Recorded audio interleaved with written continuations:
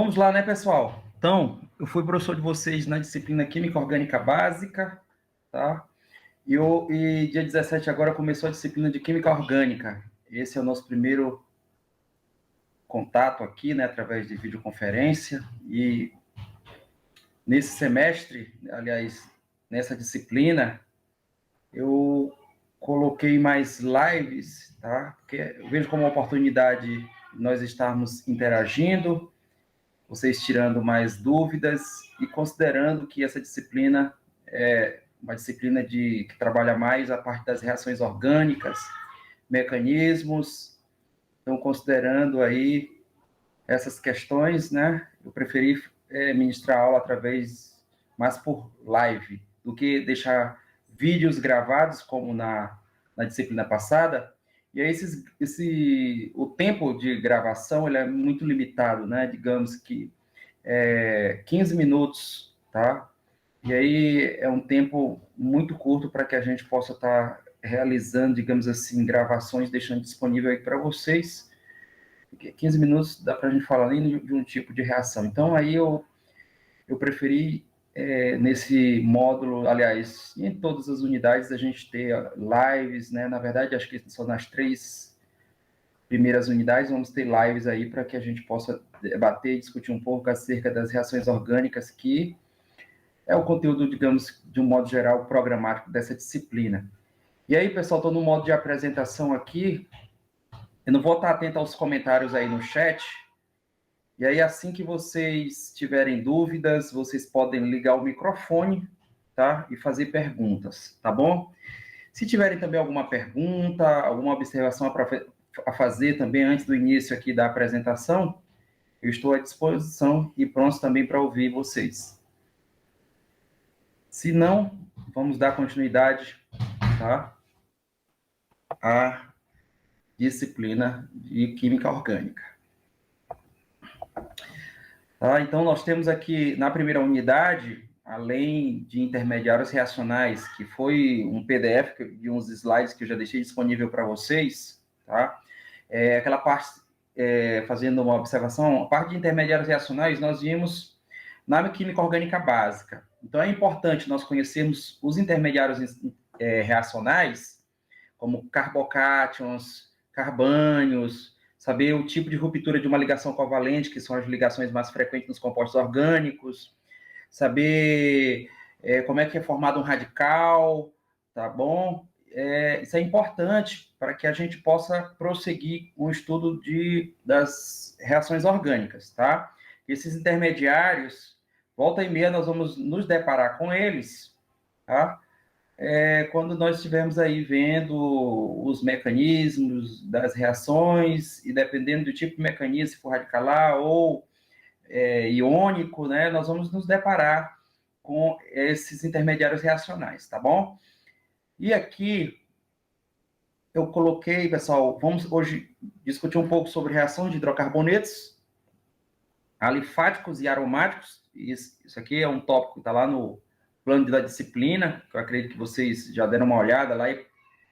Então, vamos trabalhar reações orgânicas de hidrocarbonetos alifáticos, no caso, alcanos, alcenos, alcinos e cicloalcanos, tá? Reações de hidrocarbonetos aromáticos, alquilação, acilação, nitração, sulfonação e dirigência em compostos aromáticos. Então, vamos para as reações dos hidrocarbonetos, no caso, alifáticos, começando pelos alcanos, tá? Então, todos vocês já fizeram orgânica básica, sabe o que é um hidrocarboneto alcano, né? Que tem como característica possuir em cadeia alifática, cadeia aberta, constituído de ligações simples, tá? E esses hidrocarbonetos têm apenas ligações sigmas, que são consideradas ligações relativamente fortes, comparada à ligação, por exemplo, pi de um alceno, tá bom? Então, devido ao átomo de carbono e hidrogênio terem eletronegatividade próxima, uma vez que eles são hidrocarbonetos, são constituídos de carbono e hidrogênio, praticamente não há carga significativa nas ligações carbono-carbono ou ligação carbono-hidrogênio, ou seja, podemos dizer que essas ligações, elas não vão ser tão polarizadas devido à diferença de eletronegatividade entre os átomos, que é muito pequena. Então, isso significa que nem nucleófilos nem eletrófilos são atraídos pelos alcanos, tá? Professor, Oi, o senhor está fazendo compartilhamento de tela ou vai ser assim mesmo? não coloquei compartilhamento, né?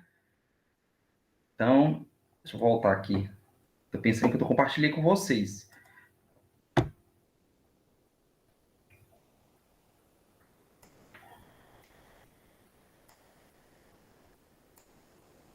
Consegue visualizar agora, pessoal? Sim, agora sim. Certo. Então, vamos começando aqui. Bom, disciplina de Química Orgânica. Está aqui os tópicos dessa aula. Tá? E nós vamos começar com reações de hidrocarbonetos. Bom, vamos começar com os alcanos. Tá? Então, como eu falei para vocês, os alcanos têm apenas ligações sigmas, são consideradas ligações relativamente fortes, né? Comparado a, por exemplo, alcenos, que têm ligações duplas, tem ligações do tipo pi, né, que são ligações mais fracas, digamos assim, que as ligações do tipo sigma. Então, o que acontece, pessoal? A diferença de eletronegatividade entre os átomos de carbono e hidrogênio é muito pequena. Então, praticamente não vai haver polarização, ou seja, a formação de cargas parciais, digamos assim. Vai haver, só que essa diferença não é grande de eletronegatividade. Então, isso faz com que esses compostos sejam considerados pouco reativos. Tá? Eles não vão ser, digamos assim, atraídos por reagentes nucleófilos, tá? Que são reagentes que têm elétrons disponíveis, ou por reagentes eletrófilos, que são reagentes que têm afinidade por elétrons. Tá bom? Então, esses compostos são considerados, nos casos os alcanos, pouco reativos, por essa razão também são chamados de parafinas, os alcanos, tá? Porque tem pouca afinidade ou reatividade, tá? Esses compostos, no caso os alcanos, sofrem reações de halogenação em temperatura relativamente altas ou na presença da luz, tá? Que é representada aqui por HNI, tá? Além de reação de combustão. Então, além da reação de combustão, os alcanos só sofrem reação de halogenação. Como vocês podem observar, eu trago aqui dois exemplos para vocês.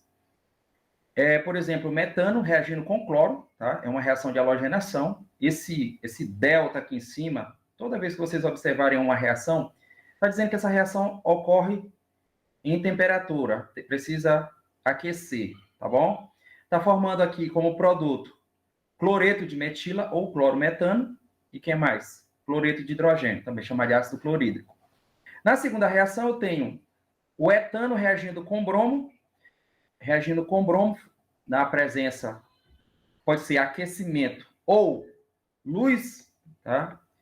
Vai formar quem? O brometo de etila mais ácido bromídrico. Então, vai formar aí, a partir de um alcano, reagindo com um halogênio, eu vou ter a formação de um aleto orgânico, ou aleto de alquila, mais um halogeneto de hidrogênio, tá bom?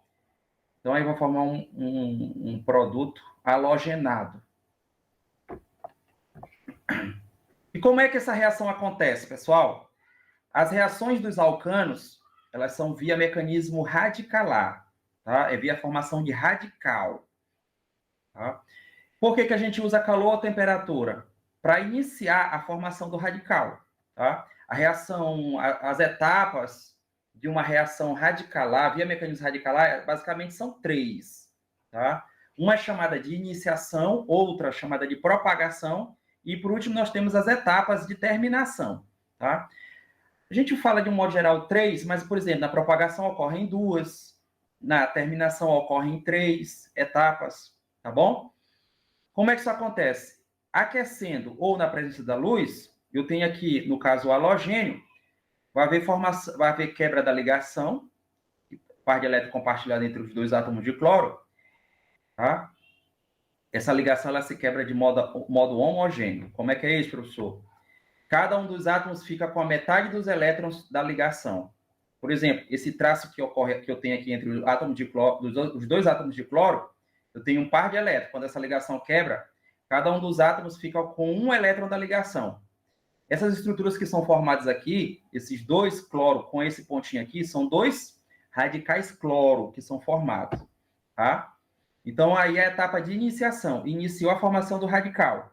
Formou 2 radicais cloro. O que vai acontecer? Vamos agora para a etapa de propagação. Por que é a etapa de propagação? Porque esse radical ele vai se propagar para a molécula orgânica. Quem é a molécula orgânica, professor? O metano. Onde vocês podem ver aqui, hidrogênio, CH3. Isso aqui é o metano. Tá?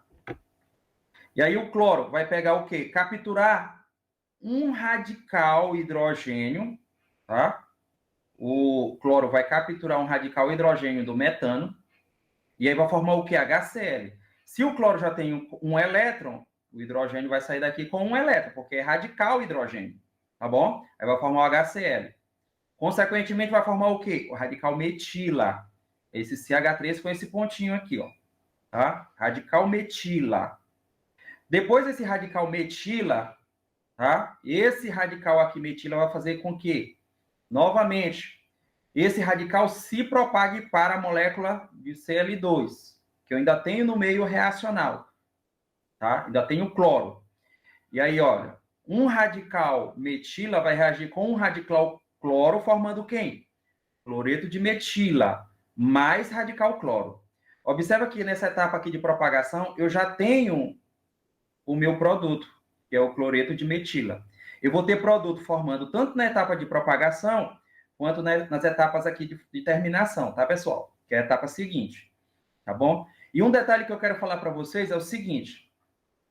Não sei se vocês conseguem observar, mas essa setinha aqui, ó, em uma reação radicalar, pessoal, ela é só a metade, ó. Não é essa ferpa aqui, eu acho que é isso que se chama. Ela não é totalmente preenchida. Como vocês podem observar nessa seta aqui, ó.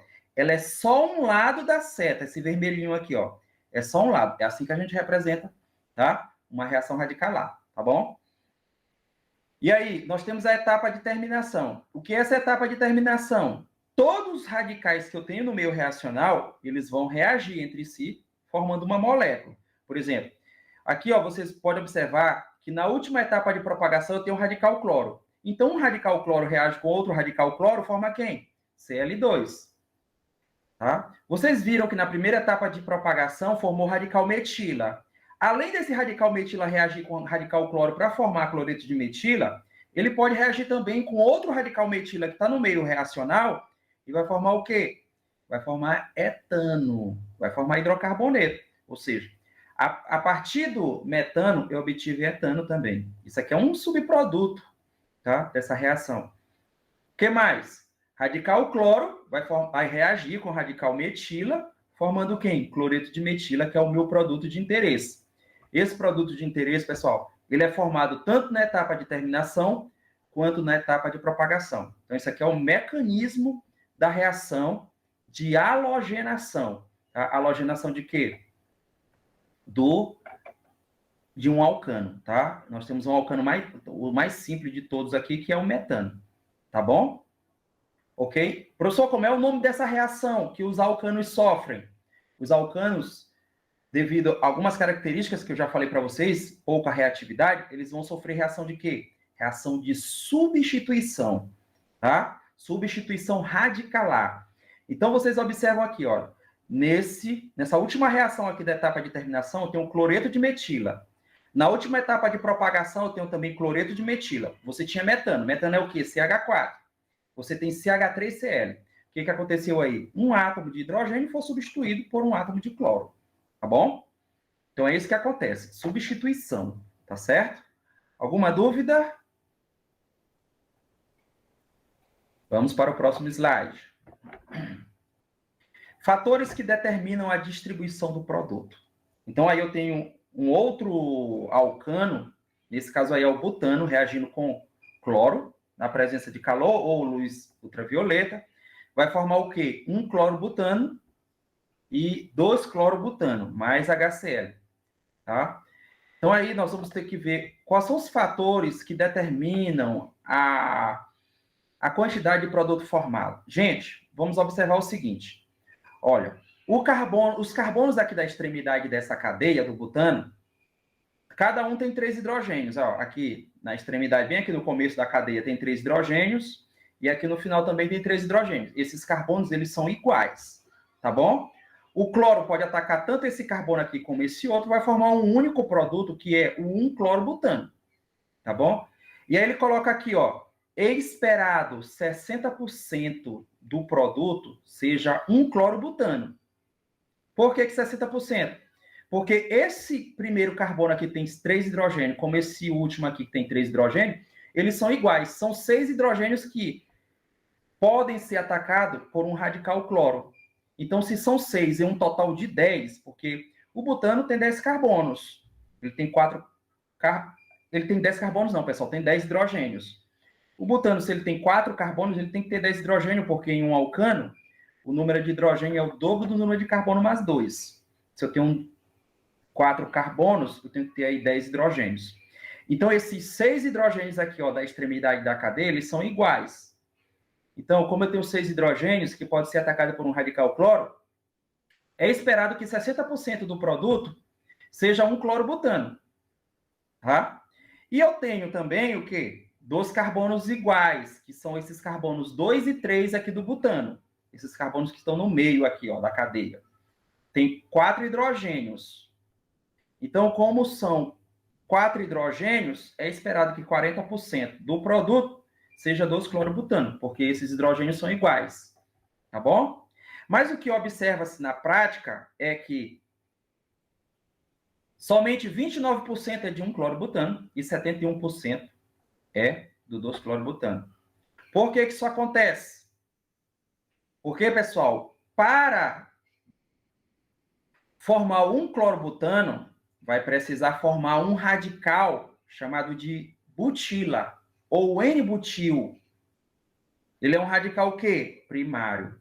A gente que sabe que a estabilidade desse radical primário é relativamente pequena quando comparada à estabilidade de um radical secundário e terciário. Por exemplo, para formar aqui o 2-clorobutano, observe que esse carbono aqui onde o cloro está ligado, ele é um carbono secundário.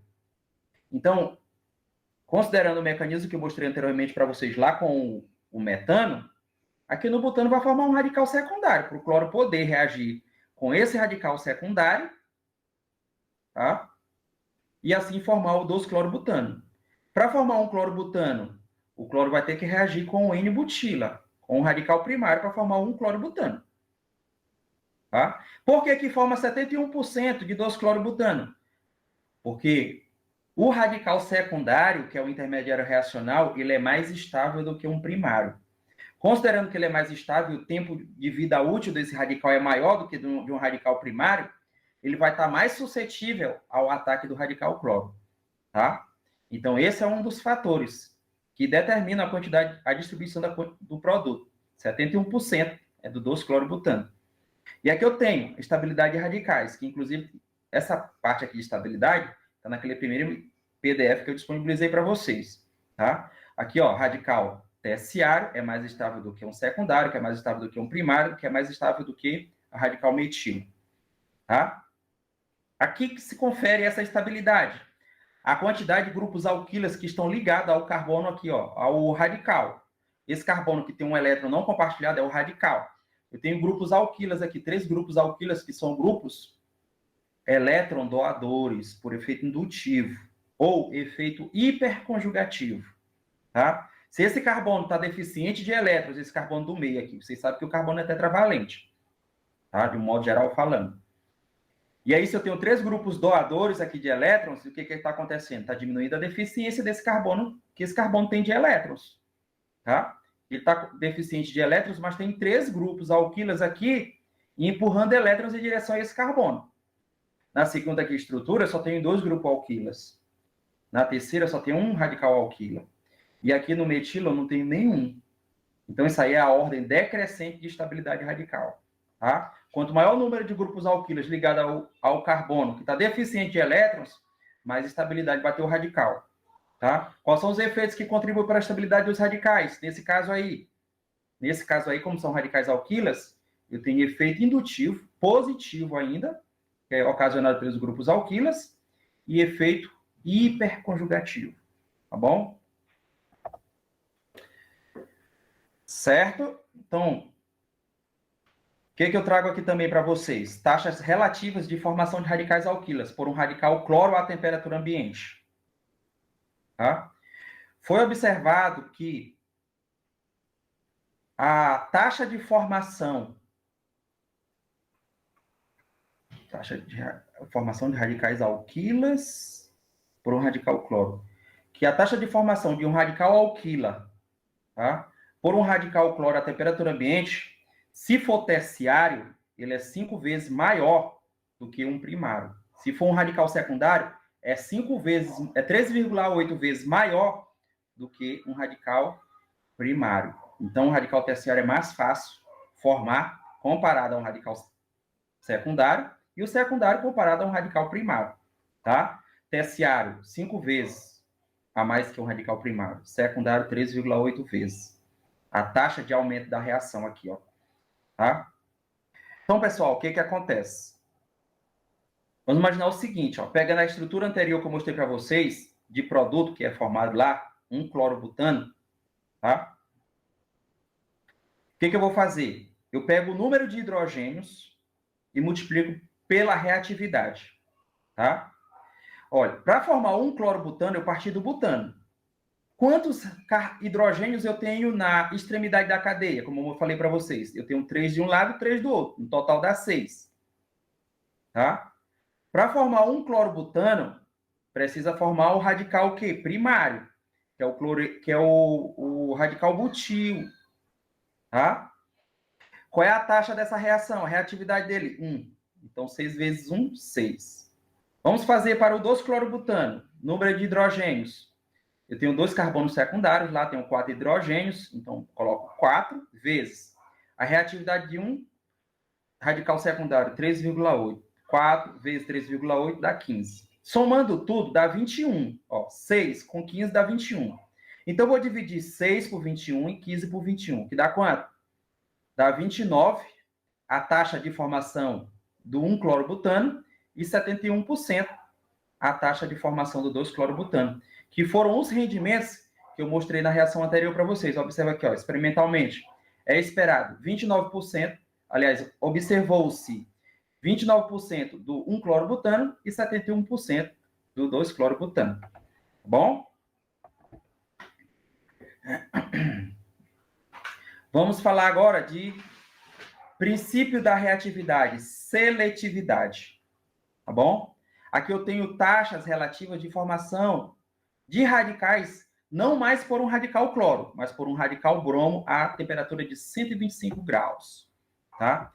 Observem que essas taxas, elas são substancialmente maiores, tá? Comparada com as taxas de formação de um radical por um radical cloro. Tá? Eu falei para vocês que a taxa de formação de um radical terciário por um radical cloro é 5, um radical secundário é 3,8, primário é 1.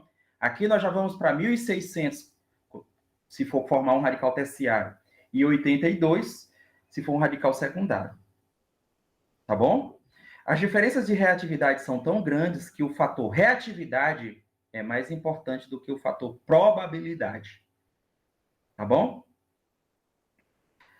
Então, observem aqui, eu tenho um butano reagindo com bromo, uma reação de halogenação, tá? E vai formar o quê? 1 bromo butano e 2 bromo butano. Bom?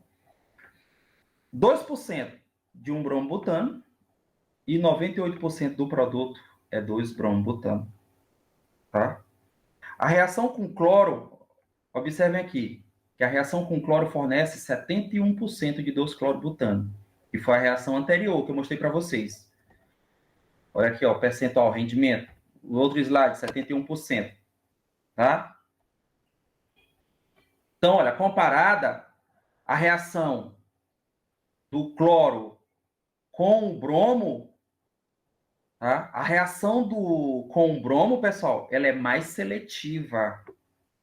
Tá? Ela é mais seletiva. Forma 98% de 2-bromobutano. Com o cloro, forma só 71%. Tá? Então, podemos dizer que a reação de bromação, ela é mais regioseletiva do que a cloração. Professor, o que é regioseletividade? Faltou um S aqui, gente. Regioseletividade é quando eu tenho a possibilidade de formar dois tipos de produto, tá? Dois tipos de produto, tá? Isso é regioseletividade.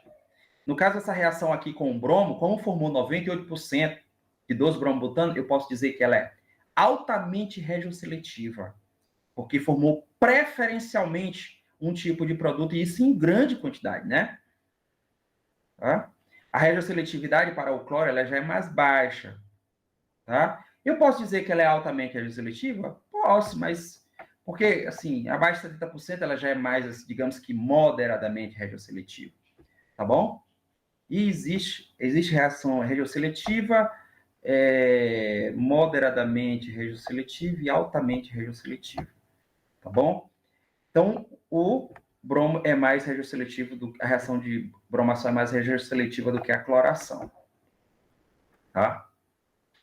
E ainda falando de regioseletividade e seletividade, na reação com o bromo, a estrutura do estado de transição se assemelha ou lembra a dos produtos. Isso baseado em um postulado chamado de postulado de Hammond.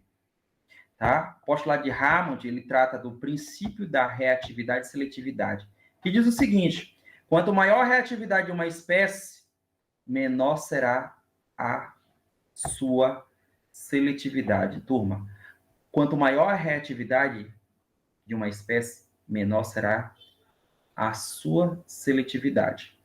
Por quê? Porque se a espécie ela é muito reativa, turma, ela não vai, digamos que, dizer que escolher com qual espécie é que ela vai reagir, não vai esperar o tempo suficiente, ou seja, ou primeiramente ela vai ser formada e imediatamente ela vai reagir, entendeu? Então, assim, o postulado de Hammond ele diz o seguinte: a gente quer prever um produto, a gente tem que conhecer a estrutura do estado de transição, tá? Então, assim, se o estado de transição ele for próximo dos reagentes em termos de energia, tá? Podemos dizer que esse estado de transição ele vai se assemelhar aos produtos, se ele for próximo dos produtos em termos de energia. Se ele for próximo dos reagentes em termos de energia, ele vai ser semelhante aos reagentes. Por exemplo, eu tenho aqui um alcano, nesse primeiro gráfico aqui, gráfico A, um alcano mais um radical cloro. Observa que a diferença de energia entre os reagentes e o estado de transição é pequena. Se eu for comparar aqui com a energia dos produtos, ó, observa aqui que é maior a diferença de energia entre estado de transição e produto do que reagente. Então, esse estado de transição aqui, ele vai ser semelhante a quem? Aos reagentes. Tá? Então, o que é que acontece, pessoal? Nesse gráfico aqui, vocês observam que a reação de um alcano com o cloro vai formar o quê? Vai formar aqui, primeiramente, vai formar um radical aqui, ele é o terciário, né, que vai ser formado, porque a energia é menor. Aqui vai formar... Só ver aqui, pessoal, não sei se eu fiz uma confusão com esses gráficos aqui. Vou verificar aqui se eu invertir.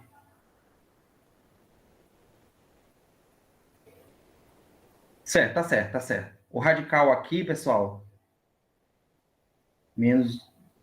Aqui, olha só, vai formar radical terciário, vai formar radical secundário, tá? E radical primário. A diferença de energia nas estruturas dos estados de transição aqui, tanto para o radical terciário, como para o radical secundário, para o radical primário, a diferença de energia é muito pequena. É menos que 1 quilocal a diferença de energia, tá bom? Então, quando essas estruturas são formadas, elas reagem imediatamente com o radical cloro, tá? Então, como essas estruturas são muito reativas e, digamos que são fáceis de ser formadas, porque a diferença de energia entre os reagentes e o estado de transição é pequena, reage logo com o radical cloro e forma uma mistura, tá? Digamos, de produtos, digamos que oriundos halogenação, né, de um radical terciário, um radical secundário e um radical primário. Agora, e quando eu vou aqui observar o gráfico da reação do alcano com o bromo, a diferença de energia, observa aqui, dos reagentes para o estado de transição é substancialmente maior. E a diferença de energia entre os estados de transição é em torno de 1,5 kcal, ou seja, é maior do que a diferença de energia entre os estados de transição quando eu reagir um alcano com cloro. Então, o que acontece, pessoal? É mais difícil formar um radical secundário aqui, é mais difícil formar um radical primário. E primeiro vai formar quem? O radical terciário. E devido à diferença de energia aqui entre os estados de transição e os reagentes serem maior, o que vai acontecer? O radical bromo vai reagir com esse radical terciário preferencialmente, que é o primeiro que é formado, e os demais são mais difíceis de serem formados. Acredita-se, pessoal, que essa reação do alcano com o bromo ela é mais regioseletiva. O bromo ele é mais seletivo e vai formar um produto. O produto principal dessa reação vai ser aquele em que o átomo de bromo vai estar ligado a um carbono terciário, tá? E não uma mistura como acontece lá na reação do alcano com o cloro, tá? Então isso aqui é para provar esses gráficos que uma reação de um alcano com bromo é mais seletiva em comparação à reação de um alcano com radical cloro. Bom? Quanto maior a reatividade de uma espécie, menor será a sua seletividade. No caso, quem é mais reativo aí, no caso? O radical alquila, no caso, na reação com o cloro. Essa reação aí vai ser esses dois reagentes aí, né? Digamos que vai ser, a reatividade deles vai ser maior, portanto, essa reação é menos seletiva, tá? Como a reação com o bromo, ela é mais demorada, tá? Essa reação ela é mais seletiva, tá bom? Estereoquímica de reação de substituição radicalar. Se um reagente não tem carbono assimétrico, observem, aqui eu tenho o butano, não tem carbono assimétrico. Só recapitulando, nós vimos estereoquímica, inclusive foi uma live na comunidade de Química Orgânica Básica, tá? Não tem carbono quiral, não tem carbono com 4 ligantes diferentes, pessoal, tá bom?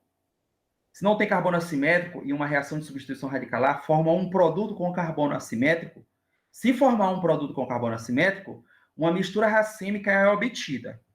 Observa que aqui eu não tenho carbono quiral, mas o produto dessa reação de bromação é um produto quiral. Como assim, professor? Observa que esse carbono aqui, turma, que está dizendo que é carbono assimétrico, ele tem um átomo de bromo, tem um radical etila aqui, ó, ligado, tem um radical metila e tem um hidrogênio, ou seja, esse carbono tem 4 ligantes diferentes. Tá? O que eu quero dizer para vocês? O que esse texto aqui quer dizer? Que vai formar uma mistura de estereoisômeros. Tá bom? Por que, professor, vai formar uma mistura de estereoisômeros? Eu já disse para vocês que essa reação ela é o quê? Radicalar. Então, vai formar aí, pessoal, o radical sec-butila. Não é isso? Para que o bromo apareça aqui, formou o radical sec-butila. Observem aqui o radical... Deixa eu ver aqui. O que está acontecendo aqui? Só uma coisa, pessoal. Essa estrutura aqui está errada, viu, pessoal? Sabem que, ó, nesse lugar desse bromo, bem aqui, onde eu estou colocando o mouse, o cursor do mouse é um hidrogênio. Tá? Eu peço perdão para vocês. Na hora de eu desenhar as estruturas, apareceu esse bromo aí. É um hidrogênio, tá?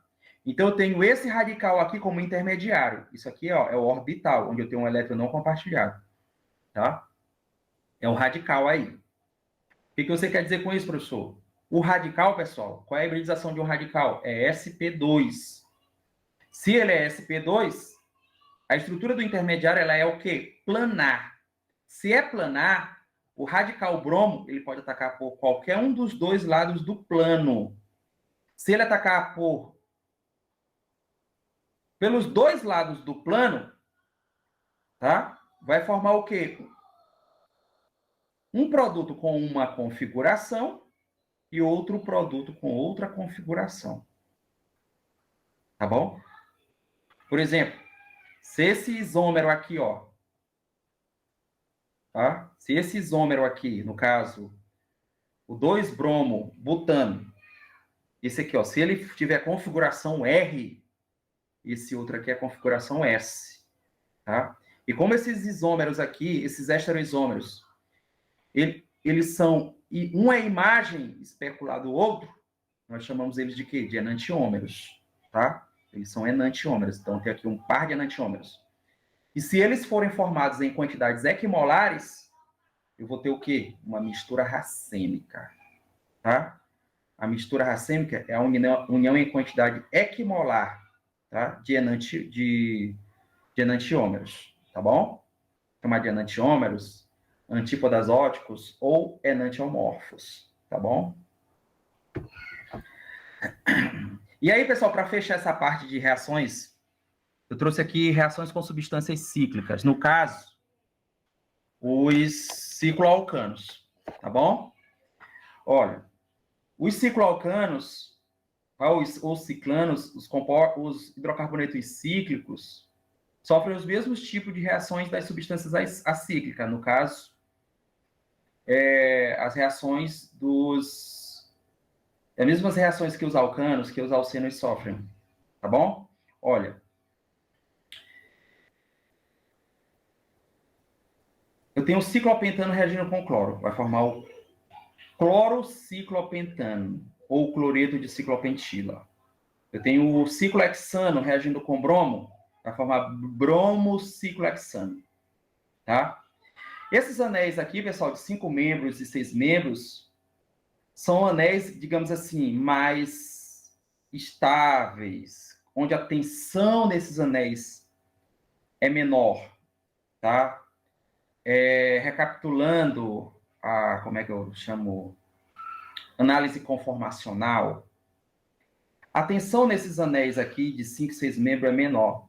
Na teoria das tensões de Bayer fala que quando o ângulo ele se aproxima de 109 graus e 5 minutos, maior estabilidade tem um ciclo alcano, menor tensão. No caso do ciclopentano, ele tem ângulo de 108. O ciclo hexano tem 109 graus e 5 minutos, que é o ângulo ideal. Mas se você observar o ciclopropano, que são esses anéis aqui de 3 membros, o ângulo é 60 graus no plano, tá? Considerar a estrutura planar, 60 graus. E eu tenho muita tensão no anel. Então, quando esses compostos vão sofrer reações, eles sofrem reações, pessoal, de abertura do anel, devido à tensão que é muito grande no anel. Ó. Representando aqui, de um modo geral, esse anel de 3 membros, ele se rompe, ó, e aí eles não vão sofrer reação de substituição, vão sofrer reação de quê? De adição. Anéis de 3 membros sofre reação de abertura do anel, reação de adição, tá?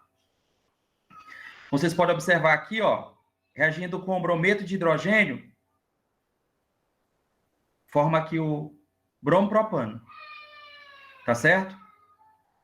Reagindo com o cloro, na presença de cloreto férrico, forma 1,3 de cloro-propano. Reagindo com hidrogênio, na presença de níquel, tá? Reação de hidrogenação a 80 graus, forma quem? Forma o propano. Bom?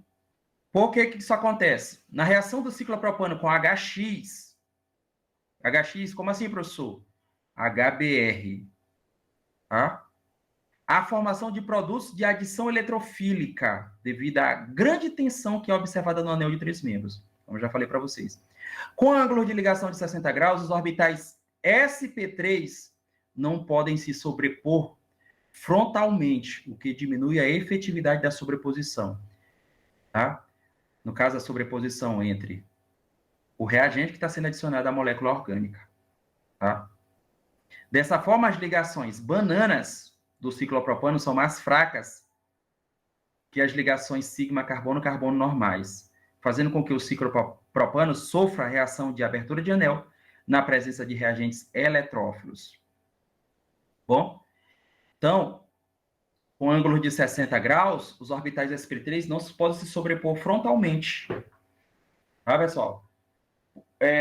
O que vem ser essa ligação banana, gente? A ligação no ciclopropano ela é tão tensionada, que ela é como se fosse no formato de 3 bananas unidas, tá? A banana é como se ela tivesse assim, uma certa concavidade, abrindo, vai se abrindo, tá? Eu tenho assim, por exemplo, 2 ligações aqui, ó, que são assim. É como se fosse mais ou menos assim, ó, fazendo assim, ó, para ver aqui, vou fazer. É mais ou menos assim o ciclopropano. Ele não é bem assim, digamos, retinho aqui, esse ângulo ele é mais aberto. É como se fosse a ponta de 2 bananas se unindo aqui e aqui, tá? Aí fica como se fosse 3 bananas aí. Por isso eles fazem uma analogia, tá? A 3 bananas se unindo. Aí eles chamam de ligações banana. As ligações que ocorrem no ciclo propano. Bom? Aí vamos para as reações dos alcenos. Tem mais, professor, reações de alcanos? Tem. Mas se eu for falar de reação de alcano, vou passar a noite inteira falando de reação de alcanos, tá? Para dar uma ideia para vocês como essas reações acontecem. Aí vocês têm que pegar o material para dar uma lida, ver outras reações também, tá bom?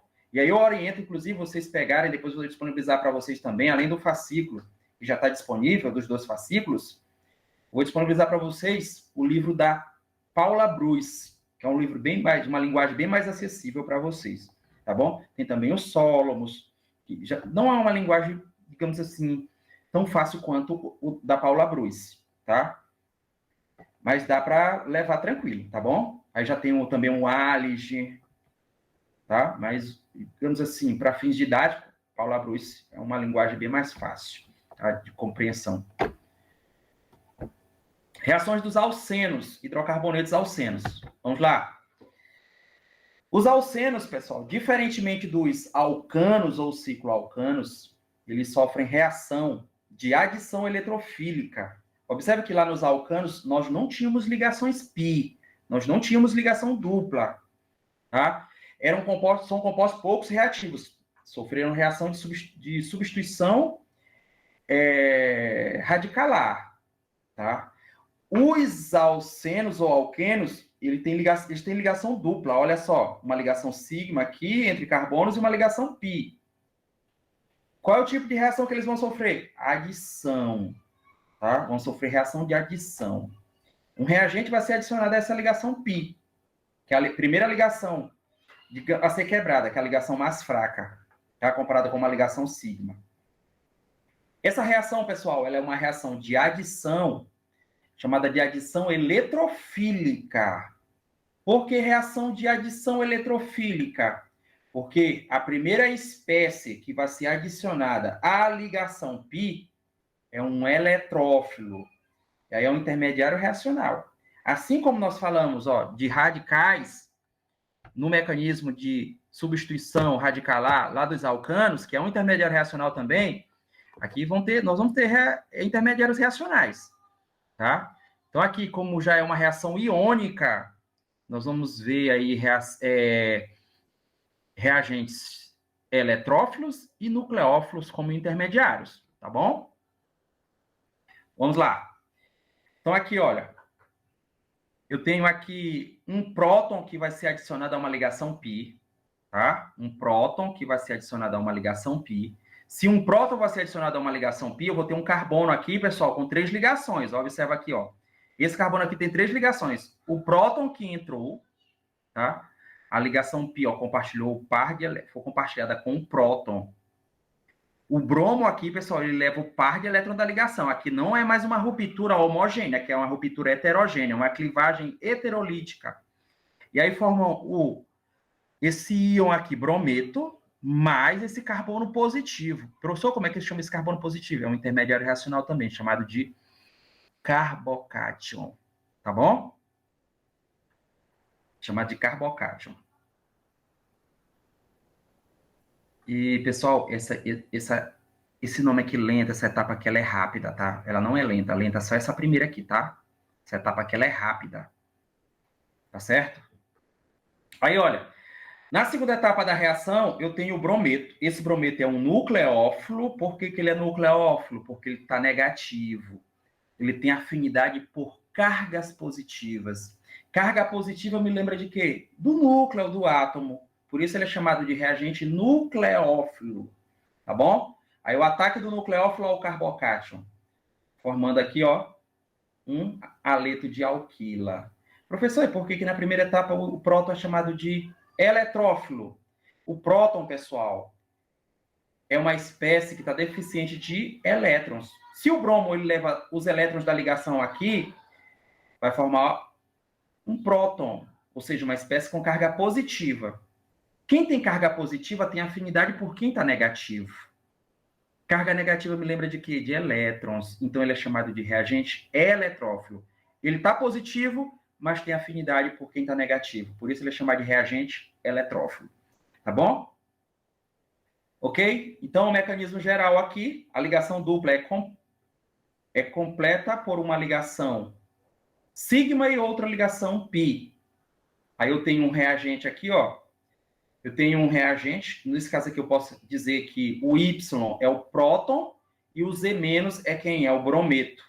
Um é eletrófilo, o outro é nucleófilo, tá? E cada uma dessas espécies vai entrar em um carbono, tá bom?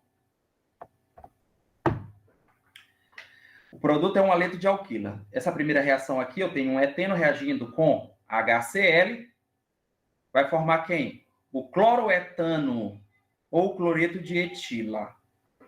Tá bom? Na segunda reação aí, pessoal, eu tenho metilpropeno reagindo com HCl. Tá? Metilpropeno reagindo com HCl. Olha só o que acontece aqui, pessoal. Aqui tem um hidrogênio a mais, né, gente? Aqui tem um hidrogênio a mais, né? A estrutura aqui está errada, essa estrutura. Tá? Aqui, nesse carbono do meio aqui, não tem hidrogênio, tá bom? Não esqueçam disso, aqui não tem hidrogênio nesse carbono do meio. O que aconteceu, pessoal? A ligação π foi compartilhada com o eletrófilo, que é o próton, formou o cátion terquibutila, ou esse carbocátion aqui terciário, que reage com esse nucleófilo, que é o cloreto, forma o cloreto de terquibutila. Ele é o único produto a ser formado. Tá? É o único. Porque vocês poderiam muito bem ligar esse próton aqui a esse carbono aqui. Pode ligar esse carbono aqui, como pode ligar esse carbono aqui da extremidade. Se vocês ligassem a esse carbono aqui do meio, digamos assim, formariam esse cátion isobutila. Ou esse carbocátion aqui primário. Só que um carbocátion primário, pessoal, não vai formar. Por que não vai formar um carbocátion primário?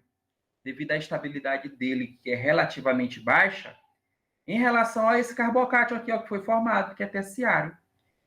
Então, o carbocátion primário é instável, não vai formar. Vai formar esse aqui, que é mais estável. Esse é instável.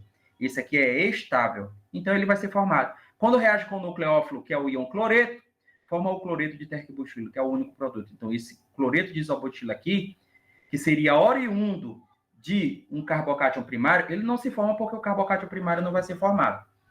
Na primeira reação que eu mostrei aqui para vocês com o eteno, vai formar um único produto. Porque o cloro ele pode se ligar a qualquer um dos dois carbonos, e esses carbonos são iguais. Mas aqui nesse composto aqui, metilpropeno, os dois carbonos da dupla eles não são iguais. Esse carbono aqui eu tenho 2 hidrogênios, esse carbono aqui eu tenho 2 grupos metilas. Tá bom? E por quê, pessoal? Que esse aqui é o único produto formado, o cloreto de terquibutila, como já falei para vocês, devido à estabilidade dos intermediários reacionais. Aqui já não é mais estabilidade de radicais, é estabilidade de carbocátion. Carbocátion terciário é mais estável do que carbocátion secundário, que é mais estável do que carbocátion primário, que é mais estável do que um cátion metila.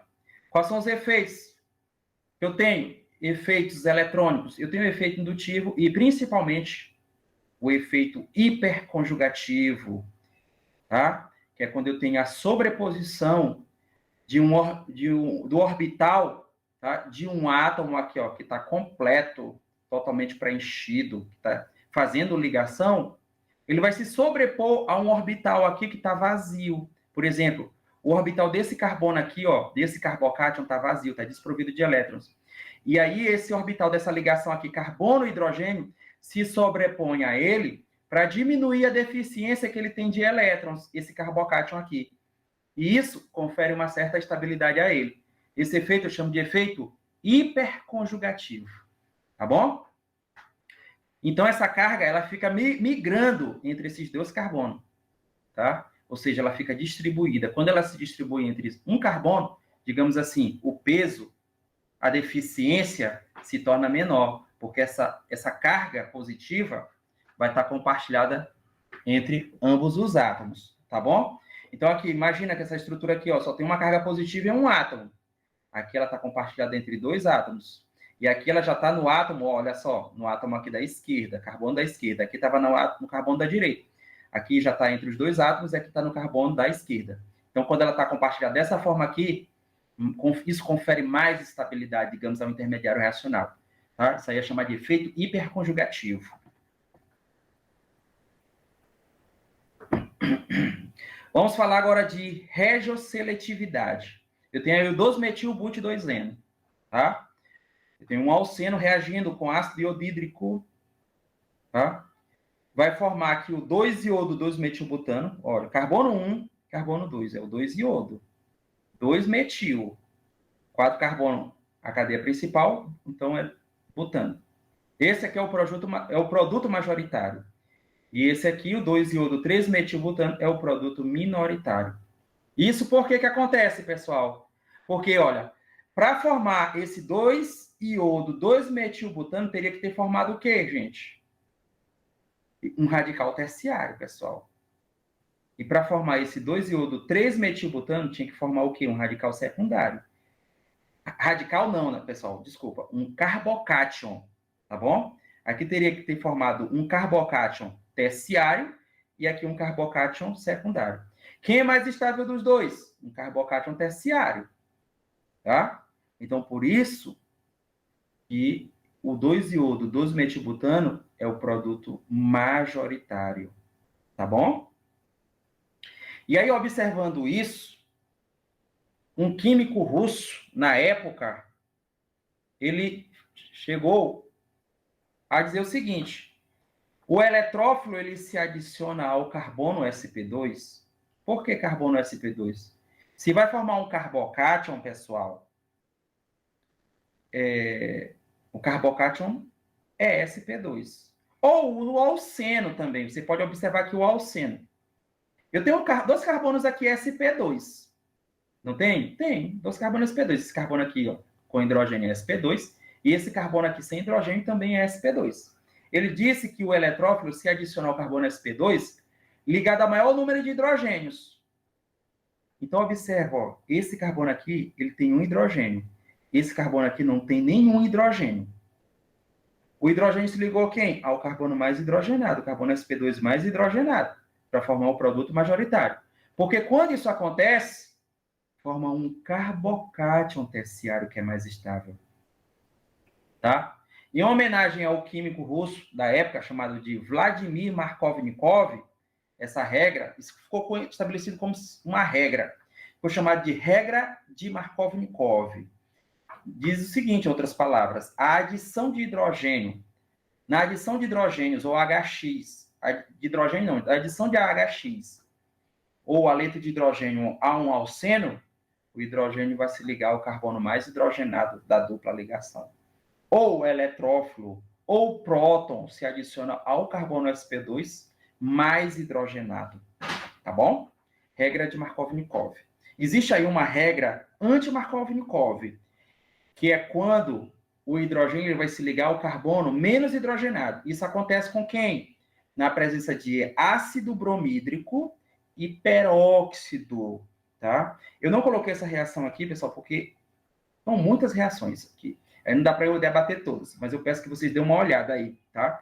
Na adição anti-Markovnikov a alcenos, tá bom? Essa adição anti-Markovnikov é quando o hidrogênio vai se ligar ao carbono menos hidrogenado. Isso só acontece quando eu tenho a reação do ácido bromídrico com um alceno na presença de peróxido, tá bom? Isso só acontece na presença de HBr, ácido bromídrico. E outra reação aqui de adição eletrofílica, adição de água a álceno. A ligação OH na molécula da água é relativamente forte e a água é um eletrófilo fraco. Portanto, a reação precisa ocorrer em meio ácido. Olha, eu tenho aqui o propeno reagindo com água. Só assim não acontece, tá? Eu preciso que essa reação esteja em meio ácido. Ó, por exemplo, ácido sulfúrico reagindo com água, a água, aliás, o ácido sulfúrico aqui ele é um ácido de broncho de louro e a água uma base de broncho de louro. Ácido porque libera próton, a base porque captura um próton, formando aqui esse conjugado, né, que é o íon hidroxônio, hidrônio, na verdade, e o hidrogênio sulfato. Então, pessoal, o H3O+, vai reagir com quem? Vai ser o eletrófilo na reação, tá? E aí, a ligação π vai capturar aqui o próton, vou ter a adição do eletrófilo, e aqui vai formar o quê? Um carbocátion secundário, tá? Na primeira etapa, que é uma etapa lenta, tá certo? E aí, agora eu vou ter o quê? A adição do nucleófilo, que é quem? A água. A água vai ser adicionada a esse carbocátion aqui secundário. Quando a água é adicionada a esse carbocátion, ou seja, esse nucleófilo é água, vai formar um intermediário que é um álcool protonado. Isso aqui é um álcool protonado. E a água vai desprotonar esse álcool. Captura aqui um próton, e esse par de elétrons aqui da ligação hidrogênio-oxigênio fica com o oxigênio. E aí eu vou ter a formação de quem? Esse álcool aqui, ó, pessoal. Tá? Esse aqui é o álcool isopropílico, tá? É o álcool isopropílico, tá certo? Ou propan-2-ol, tá? Como produto dessa reação de adição de água, certo? Mas quem? Se a água vai capturar um próton aqui, vai formar esse íon hidrônio aqui, ó, tá? H3O+. Eu tenho aqui o diagrama dessa reação, tá? Essa reação, como vocês viram aí, ela ocorre em 3 etapas, tá? Essa última reação ocorre em 3 etapas. E aqui, pessoal, eu inverti aqui. Esse alceno tem que estar aqui no começo, tá? Esse alceno tem que estar aqui no começo. E esse álcool aqui no final, que foi invertido, ó. Aí vai formar aqui esse intermediário reacional, que é um carbocátion secundário, tá? Aí eu vou ter aqui, olha, agora a adição do... Eu tenho aqui a adição do eletrófilo, né? Aí vai formar esse carbocátion aqui secundário, tá? Esse carbocátion secundário, ele vai reagir com o nucleófilo, que é a água, formando um álcool protonado. E aí depois eu tenho quem? A desprotonação desse álcool aqui por uma molécula de água, tá? E aí vai formar o quê? Vai formar um álcool secundário, que é o propan-2-ol ou álcool isopropílico. É que está invertido aqui, esse reagente era para estar aqui, esse produto aqui era para estar no reagente, e o reagente era para estar aqui no produto, inverteu. Mas a reação correta é isso aqui, ó. Olha que o reagente aqui é o propeno, e o produto é o álcool isopropílico, tá bom? Que é o diagrama da reação, para mostrar para vocês que eu tenho 3 etapas. Aqui, ó, é o primeiro intermediário reacional formado, tá? A reação aqui, na primeira etapa, ela é o quê? Endotérmica. A segunda etapa já é exotérmica. Observa que a energia aqui desse intermediário aqui é menor do que desse primeiro intermediário. A energia aqui do produto é menor do que a dos 2 intermediários e a do reagente também. Essa reação é exotérmica, tá bom? Depois eu posso estar corrigindo esses slides aqui para deixar disponível para vocês, tá bom? Eu já disponibilizei aquele primeiro lá em PDF, tá? E aqui, pessoal, não é mais adição de água, tá? Aqui é adição de álcool. Assim como na reação de adição de água, tá? Essa reação precisa estar em meio ácido, tá? Para que seja formado aqui, no caso, o ácido reagindo com o álcool, vai formar um álcool protonado. Eu estou reagindo aqui com metanol. Forma esse álcool protonado, que é o eletrófilo. Esse eletrófilo é um próton que vai ser adicionado àquela ligação π, formando esse carbocátion secundário. Esse carbocátion secundário reage com a molécula de metanol, formando aqui, pessoal, um éter protonado. Aqui não é álcool protonado, é éter protonado. Esse éter protonado vai ser desprotonado por uma molécula de metanol, formando aqui, olha, um éter, tá bom? Mais álcool protonado. E esse álcool protonado, o que acontece? Quando ele reage com hidrogênio sulfato, ele forma metanol e ácido sulfúrico. O ácido é o catalisador da reação, tá bom? E vamos falar de rearranjo de carbocátion, tá? Como eu já falei para vocês, carbocátion é um intermediário reacional formado, tá? Eu tenho esse reagente aí, que é o 3-metilbutil-1-N, reagindo com brometo de hidrogênio. O que acontece, pessoal? Aqui, olha, se o hidrogênio entrar nesse carbono aqui mais hidrogenado da dupla, esse carbono aqui é sp2, vai formar um carbocátion secundário, que é esse aqui, ó, é um carbocátion secundário. Se ele entrar, aí o que acontece? Forma um carbocátion secundário. O que acontece, pessoal? Esse intermediário reacional aqui, ele sofre rearranjo. O que é esse rearranjo? Um rearranjo, pessoal, é como se fosse um conserto da reação, tá? Esse hidreto aqui, por que eu chamo de hidreto? Porque ele leva o par de elétrons consigo. Ele migra para esse carbono aqui, ó, esse carbocátion aqui secundário. E aí a carga passa a ficar onde? Sobre esse carbono aqui, ó. Observa que agora eu tenho uma estrutura, o deslocamento do 1,2-hidreto. Porque a posição desse carbocátion em relação a esse carbono aqui é uma posição 1,2. Então, esse hidreto migra para esse carbono positivo, esse carbocátion secundário, e a carga passa a ficar, olha, nesse carbono aqui. Qual é a vantagem nisso, pessoal? É que esse carbocátion aqui, ele é terciário, e esse aqui é secundário. Os carbocátions se rearranjam somente quando se tornam mais estáveis como resultado do rearranjo. Então, esse carbocátion terciário aqui, ele é mais estável como resultado desse rearranjo. Então, ele vai ser formado. Quando eu tenho a formação desse carbocátion aqui, ele reagindo com o nucleófilo, vai formar esse produto aqui como majoritário. Por que é produto majoritário? Porque o carbocátion terciário é mais estável. Tá? E se formar produto desse carbocátion secundário, e vai formar, ele vai ser um produto minoritário. Tá? Se fosse um radical aqui primário, não formaria esse produto aqui. Tá? Poderia até formar, mas só traços. Tá bom? E muito pouco, menor que 5%. Tá? Mas aqui, como forma um carbocátion secundário, vai formar produto. Só que esse produto é minoritário, ou seja, está em menor quantidade. Tá? E o produto majoritário é onde o bromo está ligado a um carbono terciário. Isso eu chamo de quê? Rearranjo. Formou um carbocátion secundário, tá? O íon hidreto migrou para o carbocátion e houve a formação de um carbocátion terciário. Isso eu chamo de rearranjo de carbocátion. Tá bom? Então aí a gente encerra por aqui a parte de reações de alcenos. Tem outros tipos de reação de alcenos, tá? Para vocês deram uma estudada no material, com base no plano de ensino de aprendizagem, tá? Que foi disponibilizado para vocês. Vocês dão uma olhada lá nos tópicos, dão uma lida, eu vou estar à disposição de vocês também, tá? No AVA, tá certo? Se for preciso depois tirar alguma dúvida de vocês no decorrer aí dessa primeira etapa, estarei à disposição, tá bom? E aí é o seguinte, vocês dão uma olhada lá no livro da Paula Brus, como eu já falei para vocês, para conferir as outras reações, tá?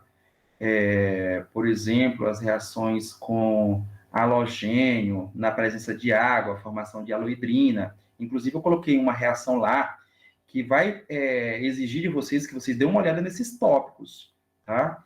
Outras reações que os alcenos eles possam sofrer, tá bom? Foi disponibilizado também lá no fascículo, tá bom? E vou disponibilizar, como eu já falei para vocês, o livro da Paula Brus para que vocês dêem uma olhada nas outras reações, tá bom? Então aqui a gente mostra mais ou menos o caminho, como é que ocorre, como é que é o mecanismo de uma reação, tá? De adição nucleofílica, adição eletrofílica, no caso, que são as reações que os alcenos sofrem. E aí falamos de reações de alcanos, cicloalcanos, reações de alcenos. Agora nós vamos para as reações dos hidrocarbonetos aromáticos. Tá bom, pessoal? Então vamos lá. O hidrocarboneto aromático mais simples é quem? É o benzeno, tá? E assim, pessoal, eu trouxe aqui um diagrama de energia, onde vocês podem estar observando aqui, eu tenho um ciclo hexeno, a reação de hidrogenação, essa reação libera 120 kcal por mol de energia, ó. A adição de hidrogênio nessa ligação dupla, formando o ciclo hexano. Quando eu tenho duas ligações duplas, eu tenho um ciclo hexano 3-dieno, eu preciso aí é liberada 232 kJ por mol de energia. É quase o dobro da reação de hidrogenação do ciclo hexeno. É uma quantidade, é quase o dobro. É menor do que o dobro, porque é 232. O dobro daria 240 de energia, quilojoule de energia liberada. Tá bom? Se fosse, pessoal, olha, fazendo aqui uma estimativa, se eu tivesse, por exemplo, o ciclo hexa 1,3 trieno, ele seria nesse formato aqui, ó, como vocês podem observar.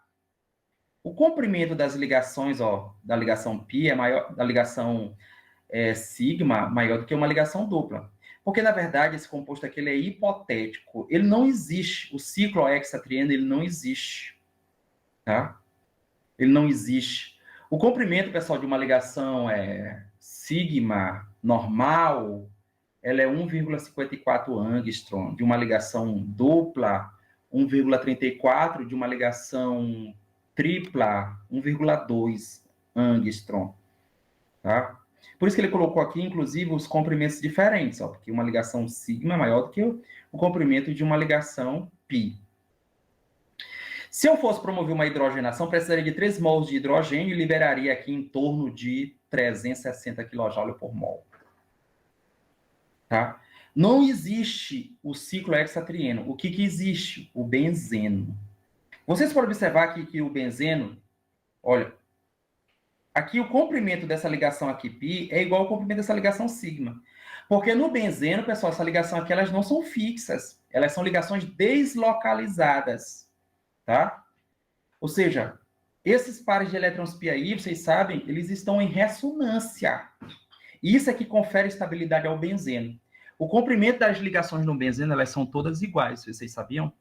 Todas as ligações do benzeno, carbono-carbono, tá?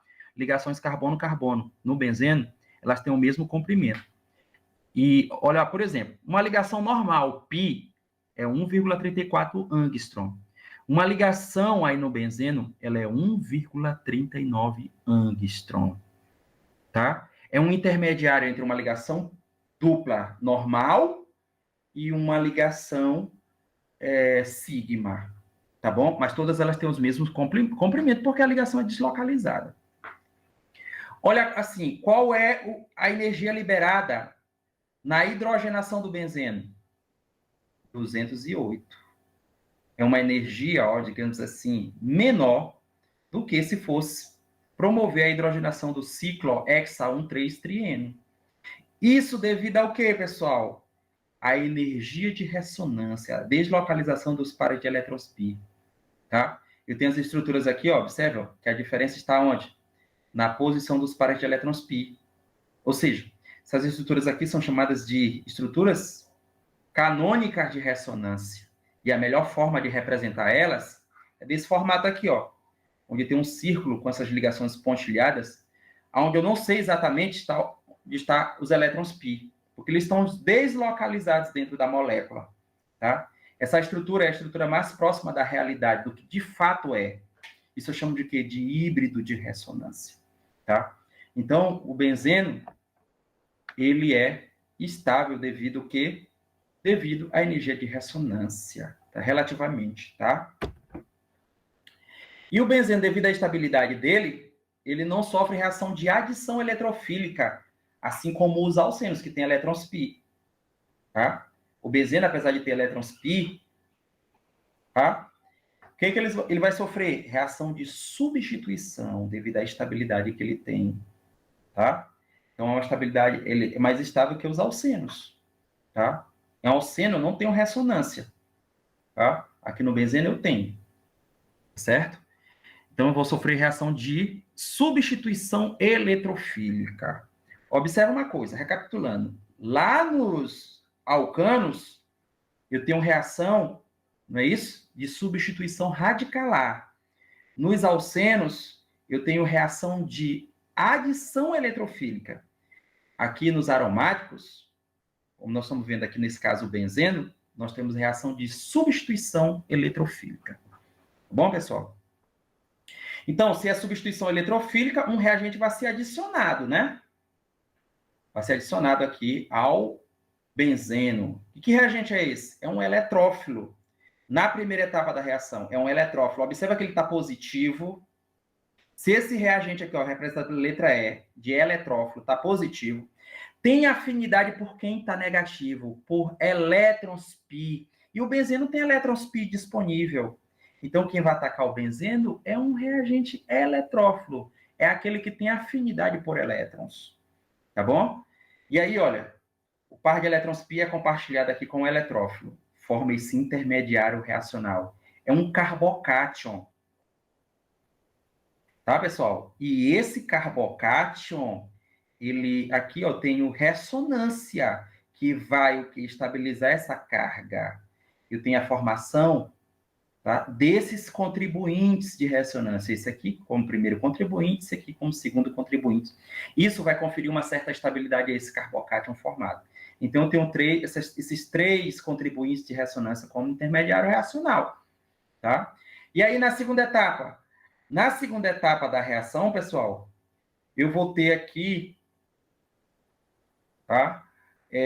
O intermediário que vai ser formado, ele vai capturar esse próton aqui e vai ser restabelecida uma ligação dupla, formando esse benzeno aqui substituído, mais o próton que foi liberado aqui, ó. Esse próton, ele digamos assim, capturado pelo catalisador da reação, que essa reação ocorre na presença de um catalisador. Eu vou mostrar mais detalhadamente como é que ocorre essa reação nos slides seguintes, tá?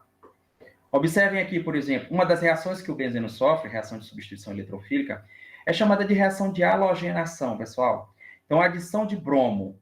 Olha aqui, eu tenho o bromo reagindo com um catalisador. Por exemplo, se eu quero substituir hidrogênio do benzeno com bromo, eu uso um catalisador. Esse catalisador, ele é o brometo férrico. O brometo férrico, ele vai complexar com o bromo, tá?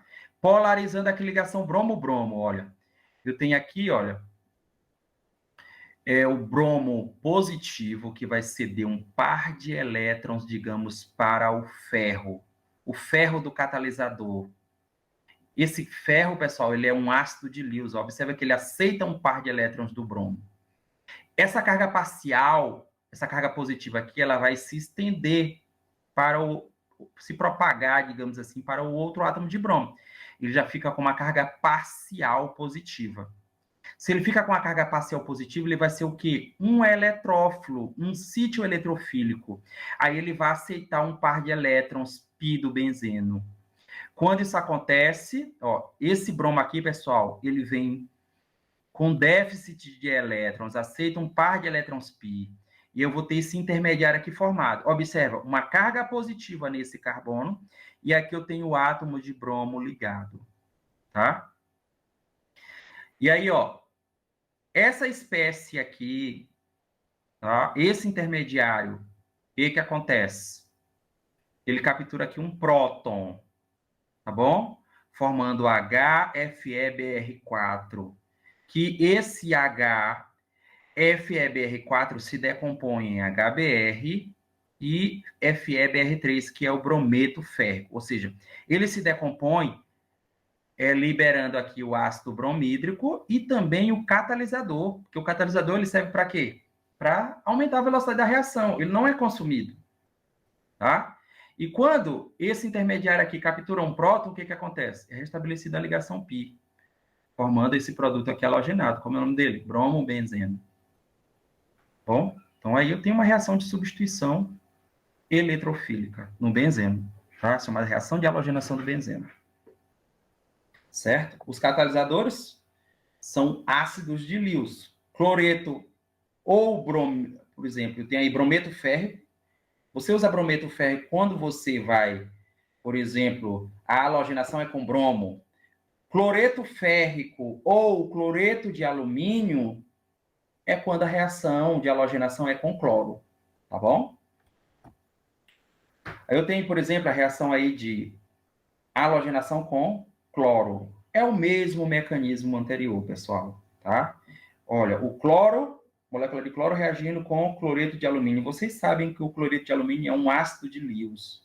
Aceita um par de elétrons, né? Até porque ele tem aqui 6 elétrons só. Se o alumínio tem 3 elétrons na camada de valência, ele compartilhando 3 pares com o cloro, ele tem 6 elétrons. Para ele completar o octeto, ele precisa aceitar um par de elétrons. Ele aceita um par de elétrons aqui da molécula de cloro, formando aqui, ó, esse intermediário aqui, essa espécie, esse complexo, que aí, ó, fica positivo esse cloro, porque ele compartilha um par de elétrons aqui com o alumínio, e a carga parcial positiva aqui que se estende desse carbono aqui para esse outro. Carbono não, do cloro, tá? E aí ele aceitando o par de elétrons aqui, ó, pi, né? Essa ligação aqui, ela é rompida, tá certo? A ligação aqui, ela é rompida, vai formar essa espécie aqui como intermediário, e esse intermediário aqui, orgânico, tá? Ó, o cloro ligado, e esse carbono aqui positivo, certo? Aí esse intermediário, esse íon aqui, captura esse próton, que vai se decompor em HCl, cloreto de alumínio, que é o catalisador. Aí eu vou ter como produto quem? Clorobenzeno, tá? Reação de halogenação de benzeno, substituição eletrofílica aromática. A partir do benzeno, eu obtive aí o clorobenzeno. Eu tenho, pessoal, reação de nitração, tá? É outra reação que os aromáticos sofrem, nitração. Essa reação de nitração, ela ocorre, pessoal, na presença de ácido nítrico, benzeno e ácido nítrico, e eu utilizo ácido sulfúrico como catalisador da reação, tá? Então, o ácido sulfúrico reagindo com ácido nítrico, o que vai acontecer? Vai vir uma protonação do ácido nítrico. Ó, o ácido nítrico, o oxigênio aqui pega um próton do ácido sulfúrico. Então, formar uma espécie aqui protonada. Mais hidrogênio sulfato. Tá? Essa espécie protonada aqui de ácido nítrico libera água e forma o íon nitrônio. Esse íon nitrônio, que é o eletrófilo, e vai atacar, digamos assim, o benzeno. Então, olha só, o benzeno aqui compartilha um par de elétrons com esse eletrófilo, e por sinal, ele é um eletrófilo forte. Forma esse intermediário aqui reacional. Aqui é apenas uma das formas de ressonância demonstrada. Que eu falei para vocês, lá naquele mecanismo geral, que eu tenho 3 contribuintes de ressonância. Aqui é apenas um. Tá? E aí, o que acontece, pessoal? A água vem e desprotona esse carbocátion aqui, formando o íon hidroxônio, tá? Esse íon aqui, né? Hidrônio, na verdade, né? E aí, quando ele captura esse próton aqui, esse par de elétrons aqui, carbono e hidrogênio que existia, restabelece a ligação dupla, formando o nitrobenzeno. É um nitrocomposto. Mas quem? Mais esse íon aqui, hidrônio. Esse íon hidrônio, pessoal, se ele reagir aqui com esse íon nitrônio, o que vai acontecer? Vai formar essa espécie aqui de ácido nítrico protonado mais hidrogênio sulfato, que pode o quê? Regenerar o catalisador, que é o ácido sulfúrico. Tá bom? Então, o mecanismo da reação de nitração. Vou tomar uma água aqui, que a garganta tá.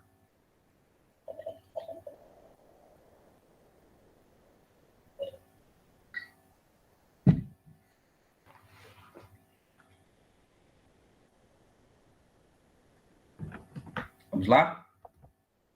Eu tenho reação de sulfonação, tá?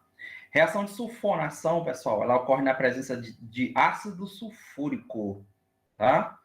Então, aí é formado o quê? Trióxido de enxofre captura um próton, desprotonando o ácido sulfúrico, tá? e formando aqui essa espécie de trióxido de enxofre protonado aqui, vai ser o quê? O eletrófilo da reação, tá? Então, esse eletrófilo aqui aceita o par de elétrons do benzeno, formando esse carbocátion aqui como intermediário reacional. Esse carbocátion, como intermediário reacional, ele é desprotonado pelo hidrogênio sulfato, formando ácido benzenosulfônico mais ácido sulfúrico. Esse ácido sulfúrico, provavelmente essa reação ela é realizada em excesso de ácido sulfúrico, porque o ácido sulfúrico ele vai originar o meu eletrófilo, né, que é essa espécie aqui de trióxido de enxofre protonado. Além disso, ele é o reagente, digamos que é como se fosse um solvente da reação. Tá? Por exemplo, na reação lá de nitração, eu utilizei ácido nítrico mais ácido sulfúrico. Aqui, na sulfonação, imagina, eu uso ácido sulfúrico para promover a reação de sulfonação. Eu preciso usar o ácido sulfúrico em excesso. Tá? Além da reação, pessoal, de halogenação, nitração, sulfonação, que nós vimos, eu tenho a reação de alquilação. Se eu quero substituir um hidrogênio por um grupo alquila, tá? Olha só, por exemplo, eu tenho um cloroalcano aqui, pode ser cloreto de metila, cloreto de etila, cloreto de propila. Então, se é com cloro, eu vou reagir com cloreto de alumínio, que é o catalisador, ácido de Lewis. É o mesmo mecanismo lá da cloração. E o que acontece? O cloro cede um par de elétrons para o ácido de Lewis, formando esse complexo aqui, ó. Tá? Esse complexo, esse carbono aqui que está parcialmente positivo, a carga positiva desse cloro se propagou para esse carbono, ele vai ser o sítio eletrofílico, ou seja, quem vai aceitar o par de elétrons. Ele está positivo, tem afinidade por elétrons, então é um reagente eletrófilo. E o que acontece? Eu já tenho aqui a espécie, ó, alquilada, tá? Aceita o par de elétrons, esse carbono. E aí eu tenho esse intermediário, tá? Esse contribuinte de ressonância, certo? E aí, ele vai ser desprotonado por esse íon aqui como intermediário, vai formar aqui, no caso, um hidrogênio AlCl4, tá? É como se fosse um sal ácido, tá? E aí ele se decompõe em HCl mais cloreto de alumínio. E aí eu teria quem? Quando ele captura esse próton aqui, essa ligação π aqui, tá? A conjugação desse sistema aqui ela é estabelecida, tá? Eu tenho aqui a formação do alquilbenzeno, tá? Poderia ser aí metilbenzeno, que no caso é o tolueno. Pode ser o isopropilbenzeno, que no caso é chamado de, como é o nome dessa estrutura? Cumeno, né?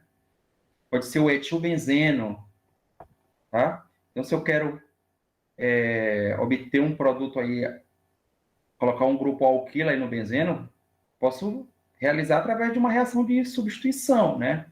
Eletrofílica, através de reagindo ele com, por exemplo, um aleto de alquila, tá? Chamada de reação de alquilação.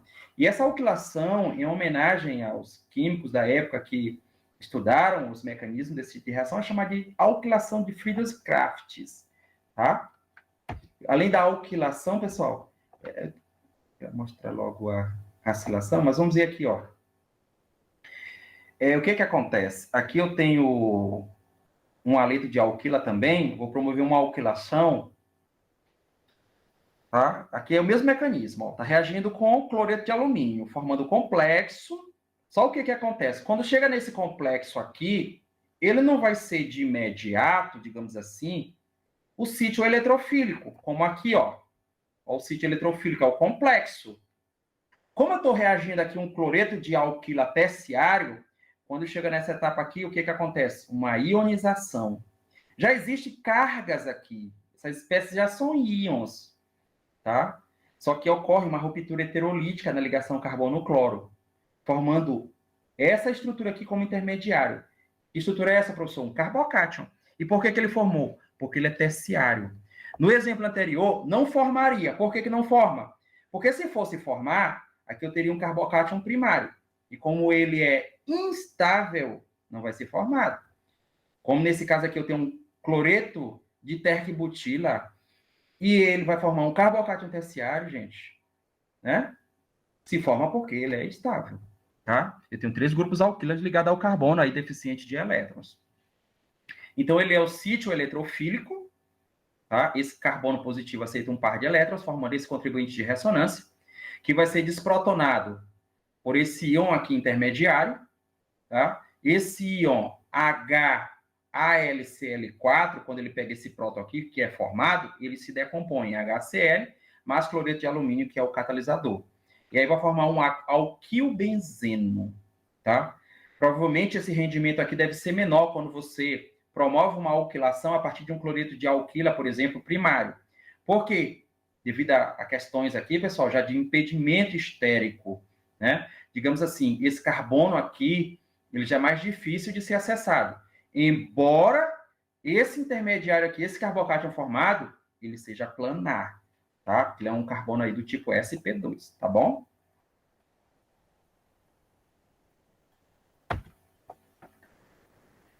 E aqui eu tenho rearranjo em alquilações e polialquilações de Friedels e Crafts, tá? Ocorrem também rearranjos, tá, pessoal?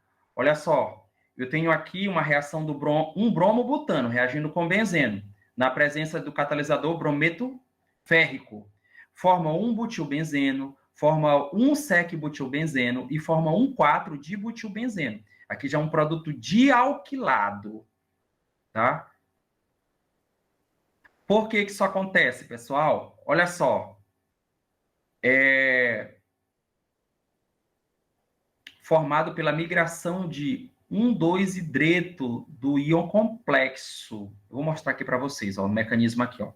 Eu tenho aqui o haleto de alquila reagindo com o brometo férrico, vai formar esse complexo aqui, pessoal, tá certo? E aí o que acontece? Aqui eu teria um sítio eletrofílico em um carbono primário.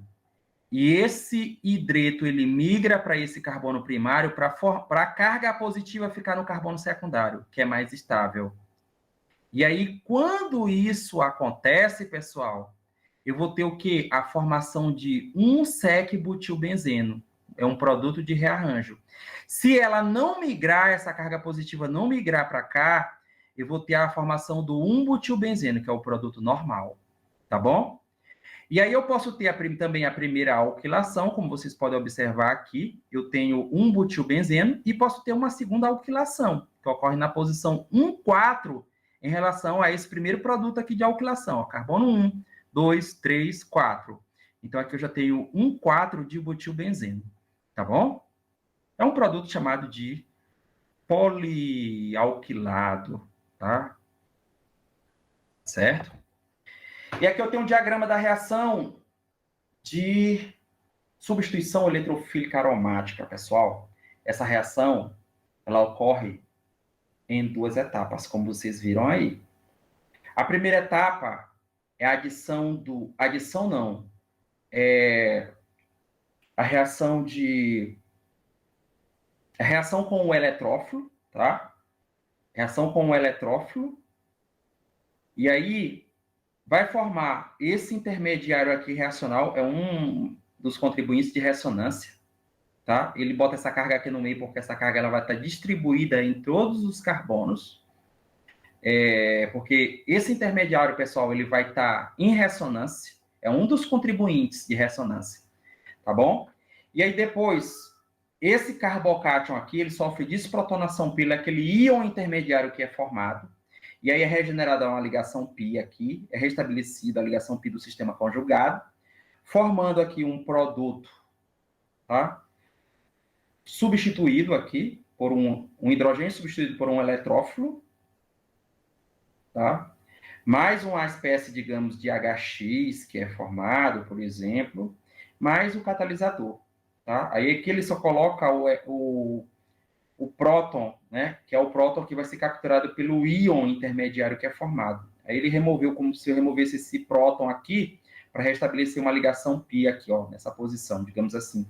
E aí forma esse produto aqui substituído, tá bom? A primeira etapa da reação, ela é lenta, a segunda etapa da reação, ela é rápida, tá? A primeira etapa, ó, a energia aqui, ó, é maior para formar esse intermediário, tá?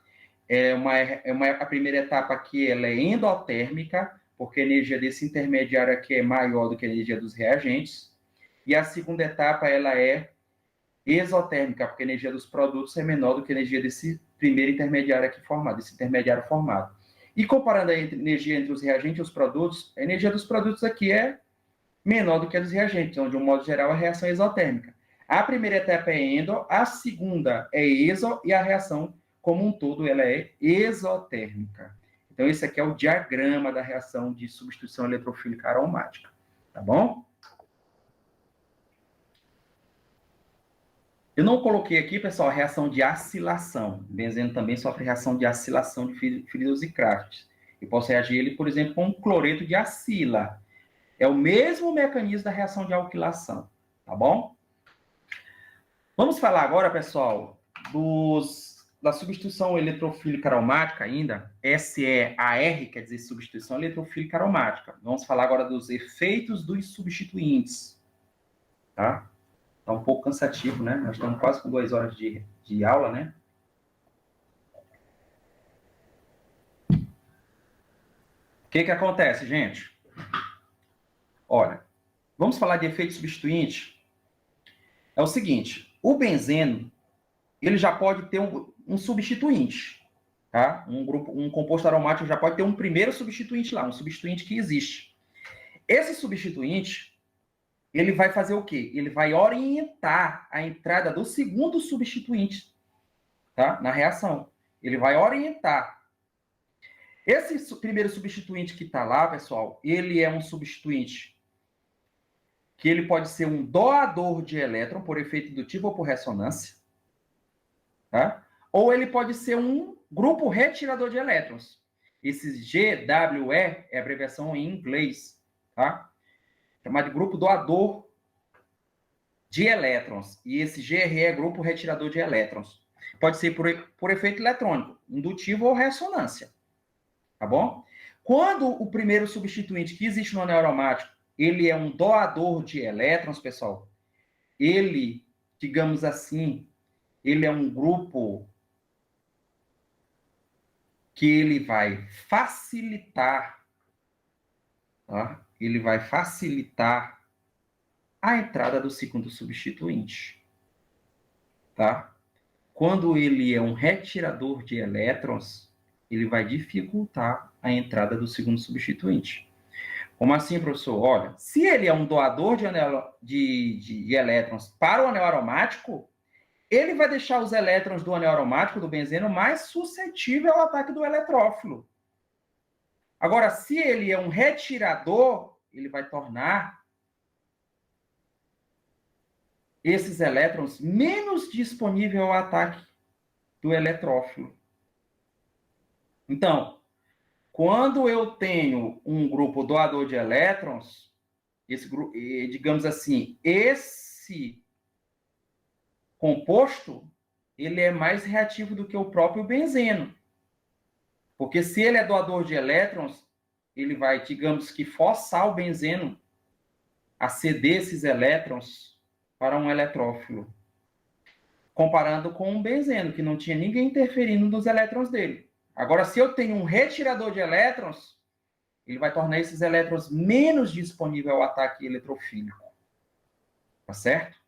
Então, eu posso ter, ó, grupos que são doadores de elétrons, no caso, são chamados de grupos ativantes, os doadores de elétrons. E os grupos retiradores são desativantes. Então, um substituinte que já existe no anel aromático, ele pode facilitar ou dificultar a segunda substituição aromática eletrofílica. Tá bom?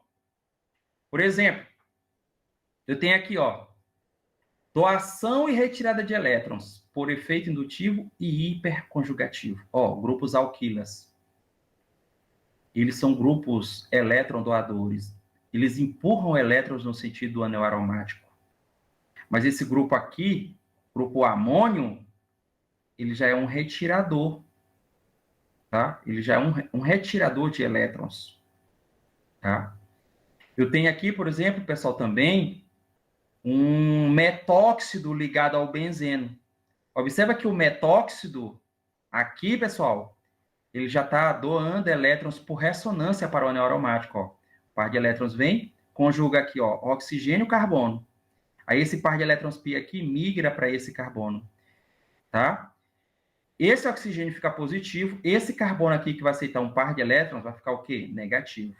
Aí esse par de elétrons vem, faz uma ligação dupla entre esses dois carbonos. Esse par de elétrons pi vem, migra, fica sobre esse carbono. Esse carbono fica negativo. Aqui é estabelecida uma ligação pi entre esse carbono aqui e esse carbono. E esse par de elétron migra, tá? Esse carbono aqui fica negativo. Esse par de elétron aqui estabelece uma ligação pi carbono-carbono. E esse par de elétrons aqui, ó, da ligação pi carbono-oxigênio, volta para o oxigênio e neutraliza a carga do oxigênio. Isso é ressonância. Como esse grupo aqui, pessoal, metóxido, ele é um grupo doador de elétron por ressonância, digamos assim, ele é um grupo ativante, tá bom? Ele é um grupo ativante. Por que ele é um grupo ativante? Olha o que ele fez. Se ele doa elétrons para o anel aromático, olha aqui, pessoal, um carbono negativo. Ele vai tornar esse carbono suscetível ao ataque de um eletrófilo. Eletrófilo. Tem afinidade por elétrons. E se eu tenho elétron disponível? Então, esse grupo aqui, digamos assim, ele facilita a segunda substituição. Porque ele já tem um substituinte. Tá certo? Ele vai facilitar a segunda substituição. Então, ele é um grupo ativante. Ele é um grupo doador de elétrons por ressonância. Tá?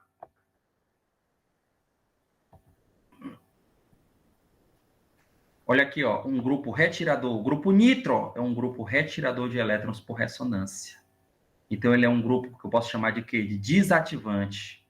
Tá? Observa que esse carbono aqui, pessoal, em vez dele ficar negativo, ele está ficando positivo. Ó. Vou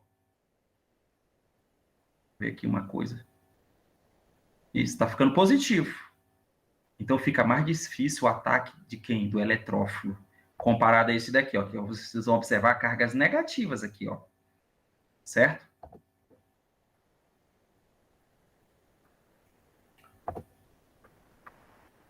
Eu tenho substituintes que eu posso chamar de fortemente ativantes. Tá? Fortemente ativantes doam elétrons por ressonância e retiram por efeito indutivo. Só que o efeito de ressonância ele é mais pronunciado do que o efeito indutivo. Então, ele se sobressai. Então, se eles são doadores de elétrons por efeito de ressonância, são grupos que eu posso dizer que são fortemente ativantes. Tá? A doação de elétrons por ressonância é mais significativa do que retirada por efeito indutivo. Então, ele doa mais que retira esses grupos aqui. Substituinte moderadamente ativante, doa elétrons para dentro e para fora do anel. Tá? Eles doam elétrons por ressonância, como também retiram. Então, são chamados de moderadamente ativantes. Tá? Olha aí, ó. Elétrons para fora e para dentro do anel. Aqui, ó, eles estão retirando elétrons. Aqui são dois contribuintes de ressonância, mas está retirando aqui, ó. Se ele retira aqui do nitrogênio, esse par de elétrons aqui, do carbono, ele vai ser conjugado, ele pode ser conjugado com esse nitrogênio aqui. Pode ser conjugado por ressonância, pode ser por efeito indutivo, tá? Agora, já esses primeiros contribuintes aqui, eu tenho a seção do par de elétrons do nitrogênio aqui, ó, por ressonância. Eles estão conjugando com o anel aromático. Eu vou ter todos esses contribuintes aqui de ressonância, ó. Certo? Então, eu tenho contribuintes, eu tenho grupos aí que tanto retiram como doam por ressonância. São chamados de grupos moderadamente ativantes. Tá? Como está falando aqui, ó, doam elétrons para dentro e para fora do anel. Certo?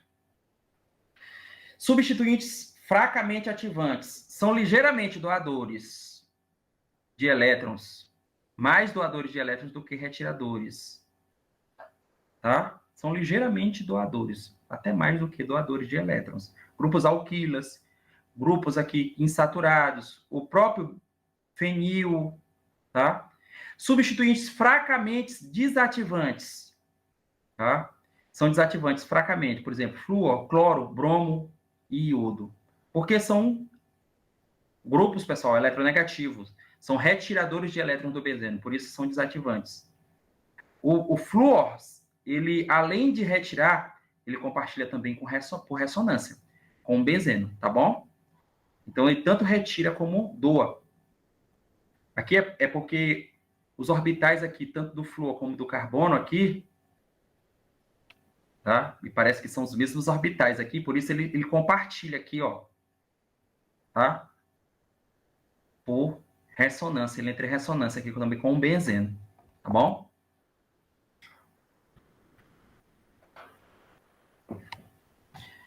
Substituintes moderadamente desativantes. Os grupos desativantes, pessoal, são aqueles que retiram elétrons, tá?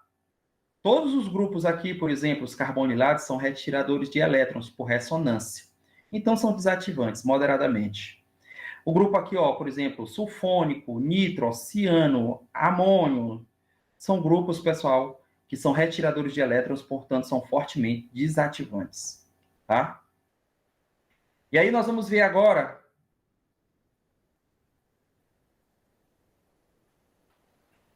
efeitos da substituição na orientação, tá?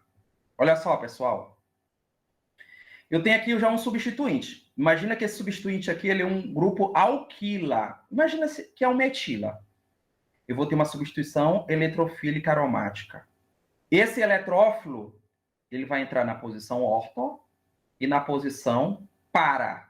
A posição orto é a posição 1, 2 em relação ao primeiro substituinte. O primeiro substituinte é o R. Esse carbono aqui é o 1. E essa posição aqui do eletrófilo é o 2. Então, essa posição aqui, 1, 2 no aromática, é chamada de posição orto. Aqui não é 1, 3, aqui é 1, 2 de substituído, tá? É 1, 2. Aqui foi um equívoco, tá? E eu tenho aqui, ó, posição 1, que é o carbono que está ligado ao R, posição 2, posição 3, posição 4. Então, aqui, olha, o eletrófilo entrou na posição 4, na posição para. Então, eu tenho aqui 1, 4 de substituído. Então, o eletrófilo pode entrar na posição orto e para, como também pode entrar na posição, ó, essa posição aqui, 1, 3. Carbono 1, carbono 2, carbono 3. Essa posição 1, 3 chama de posição meta. Para saber qual posição o substituinte direciona ao eletrófilo, tá? Para saber qual posição esse grupo R vai direcionar esse eletrófilo, se é na posição meta ou se é na posição ortopara, deve-se avaliar a estabilidade do carbocátion intermediário formado na etapa determinante de velocidade. Então, vamos lá. Eu tenho aí, pessoal, olha, eletrófilo entrando aqui nas 3 posições. Na posição orto, na posição meta e na posição para. Tá? Quando o eletrófilo entra na posição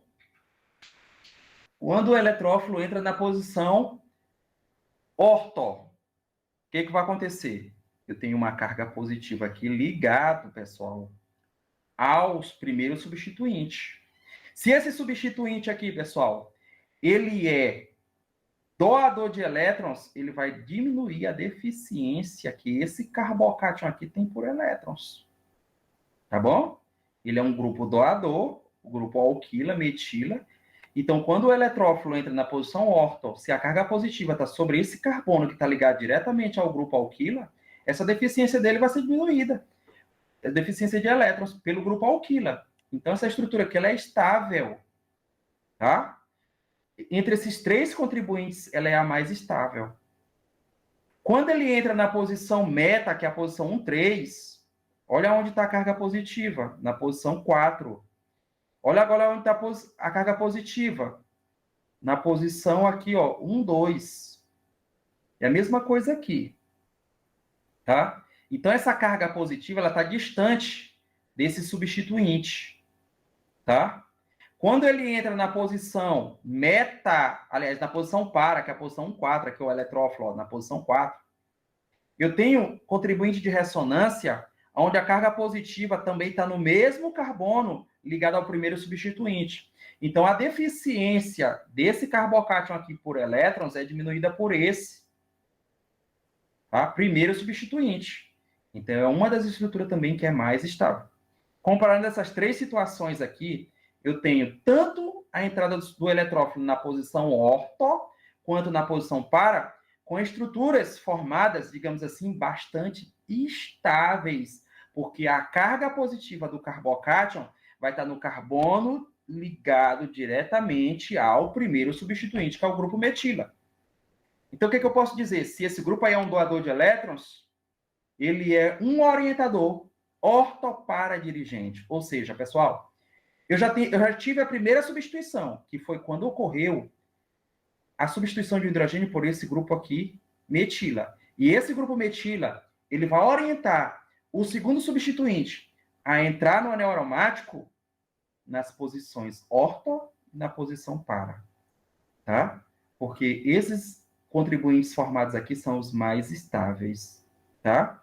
E o carbocátion está próximo do grupo metila, como eu já falei para vocês. Ó, carbocátion próximo do metila. Carbocátion próximo do metila. Tá certo? Então, ele é um ativante. Agora eu tenho um grupo aqui, pessoal, amina, e nós vimos que esse grupo amina ele é um grupo retirador de elétrons. Então, o que vai acontecer? Quando o eletrófilo entra na posição orto, eu tenho essas três estruturas aqui formadas, ó. Carga positiva em um carbono. Carga positiva em um carbono, aonde carga positiva em um carbono ligado a um grupo amina que ainda é retirador de elétrons.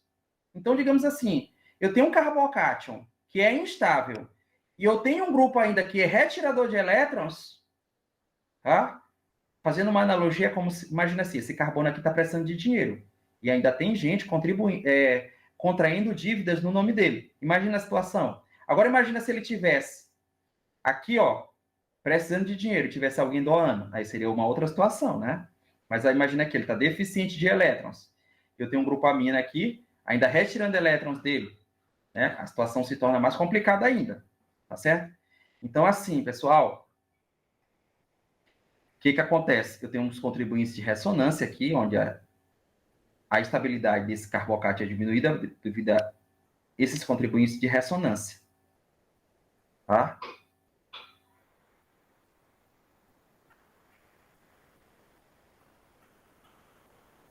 Deixa eu ver aqui, pessoal, o que está acontecendo aqui. Isso é uma situação aqui, deixa eu explicar, acho que houve um equívoco aqui da minha parte. Vou ver só uma volta aqui. Só um instante. Mas é porque era grupo amina. O que acontece? Esse grupo aqui, amina, ele não vai ser, pessoal, retirador, ele é doador. Tá? Ele doador aqui, ó. Ele vai doar elétrons, ele não vai retirar, porque aqui são hidrogênios. Só se fosse aqui um grupo nitro, tá bom? Ou se fosse um grupo nitro, aqui é hidrogênio. Então, o que acontece? Essa carga positiva vai estar aqui, vai ser diminuída a deficiência desse carbono aqui por esse grupo nitro, tá? É tanto que eu tenho uma estrutura aqui, ó, bastante estável, tá? Quando esse substituinte entra na posição orto. A mesma coisa quando ele entra na posição para. Ó, essa estrutura aqui é a mais estável. E aqui na posição meta, as estruturas aqui são menos estáveis, porque a carga positiva não vai estar sobre o carbono ligado diretamente ao substituinte, que é o grupo amina. Tá? Então, esse grupo aqui ele é um orientador ortopara. Tá? Agora sim, ó, eu tenho um grupo nitro. Ó, aí, ele é um grupo retirador de elétrons. Observa que o nitrogênio aqui já está positivo. Tá? Quando o eletrófilo entra na posição orto, olha só, a carga positiva, e ele ainda é retirador. Foi o equívoco que eu cometi da vez passada, no slide anterior. Eu explicando para vocês, pensando que o grupo lá era nitro. Tá? Mas o grupo lá é um grupo amino. Então, o grupo amino é doador, o grupo nitro é retirador. Ó, tá carbono positivo. Tá retirando elétron, desestabiliza mais ainda. Essa estrutura aqui é a menos estável. Tá? E aí, pessoal, o que acontece para eu ter uma estrutura estável? A carga positiva não pode estar sobre esse carbono aqui, ligar diretamente ao grupo nitro. E quando é que eu tenho isso? Quando o substituinte entra na posição meta. Observa que aqui a carga positiva está na posição para, aqui está na posição orto, e aqui está na posição para. Nunca está sobre o carbono, ligado diretamente ao grupo nitro. Quando o eletrófilo entra na posição para, tá? Observa que eu vou ter carga positiva também no carbono, que está ligado ao grupo nitro, que é retirador de elétron. Então, vou ter estrutura menos estável. Então, resumo. Preferencialmente, o eletrófilo vai entrar na posição meta. Porque quando ele entra na posição meta, as cargas positivas não vão estar sobre o carbono ligado diretamente a esse grupo retirador de elétrons. Tá? Então, esse grupo aqui ele é um retirador de elétrons, ele é um desativante, e quando eu tiver ele ligado ao aromático, a segunda substituição vai ocorrer em que posição? Na posição meta. Então, esse grupo nitro, ele é chamado de metadirigente. Tá, pessoal? Ele é um grupo metadirigente. E aí, pessoal, olha só. Quando eu tenho um grupo alquila, vou promover uma reação de nitração, eu vou ter grupo nitro entrando na posição orto e na posição para. Formou 61% de ortonitrotolueno, ou seja, com substituinte na posição 1, 2 em relação ao grupo metila. E 39% de paranitrotolueno. Tá? Formou preferencialmente esse paranitrotolueno.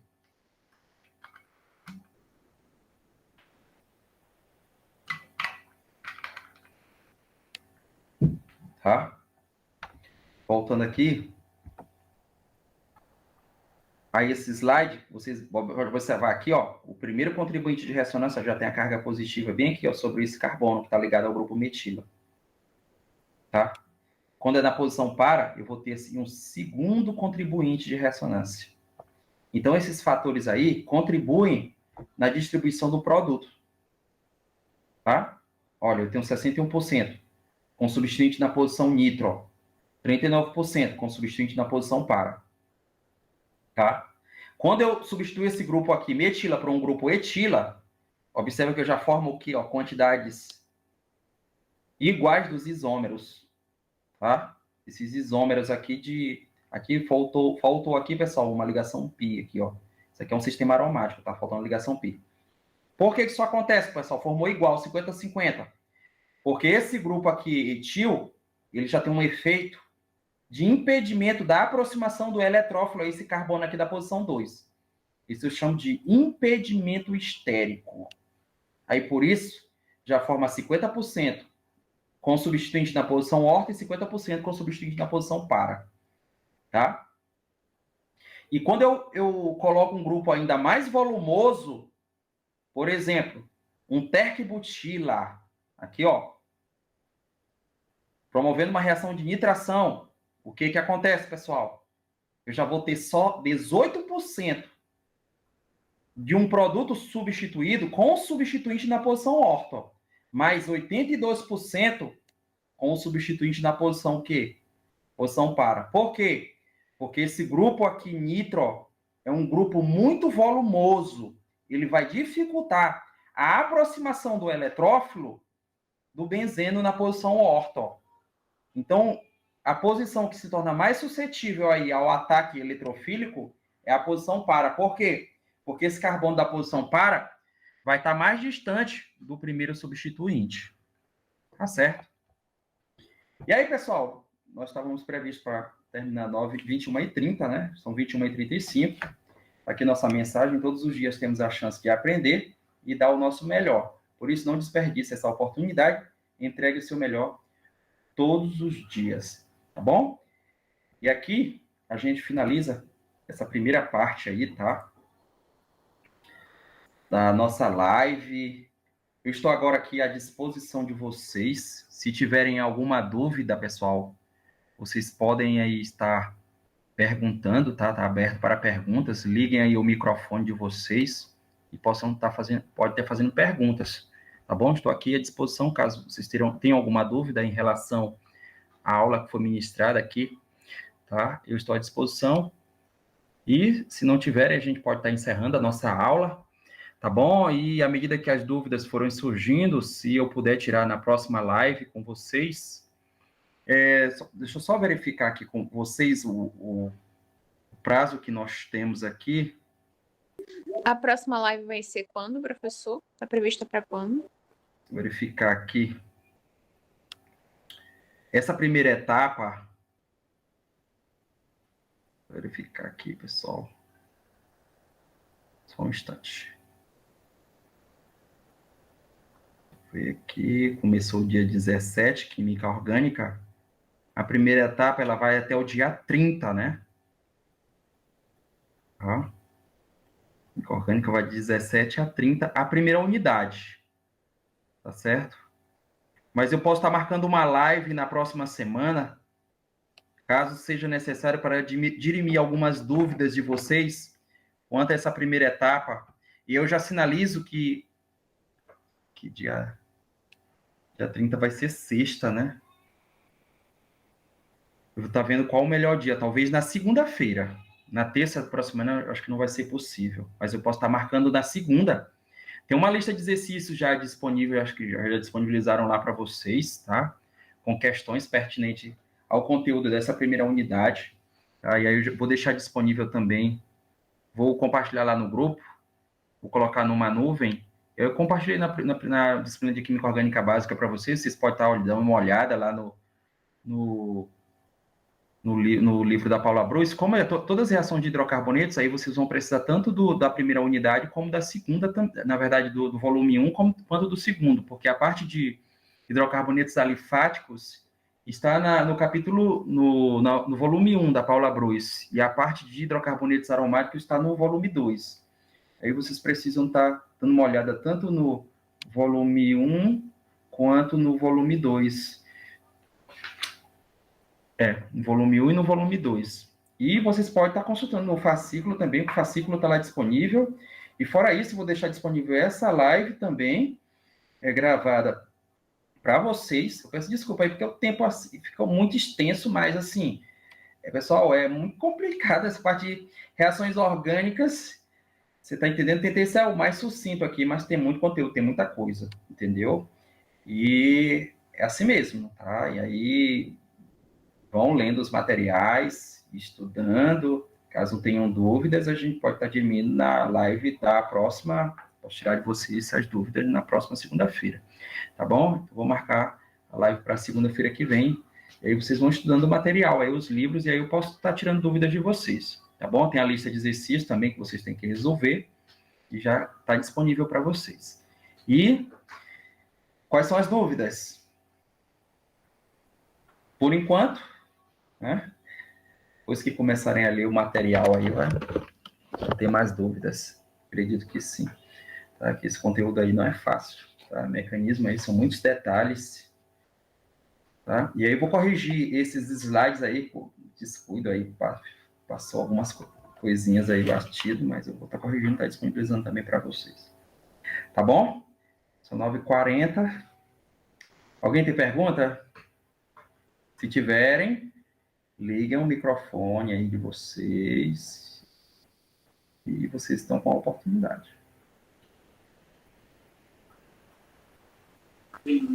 Sem perguntas, professor. Oi?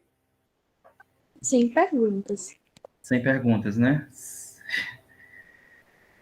Sem com S ou sem com Z, com C? Sem com S. Né? Então tá bom. Na próxima segunda a gente se encontra de novo, pessoal. Então um abraço para vocês e até o nosso próximo encontro.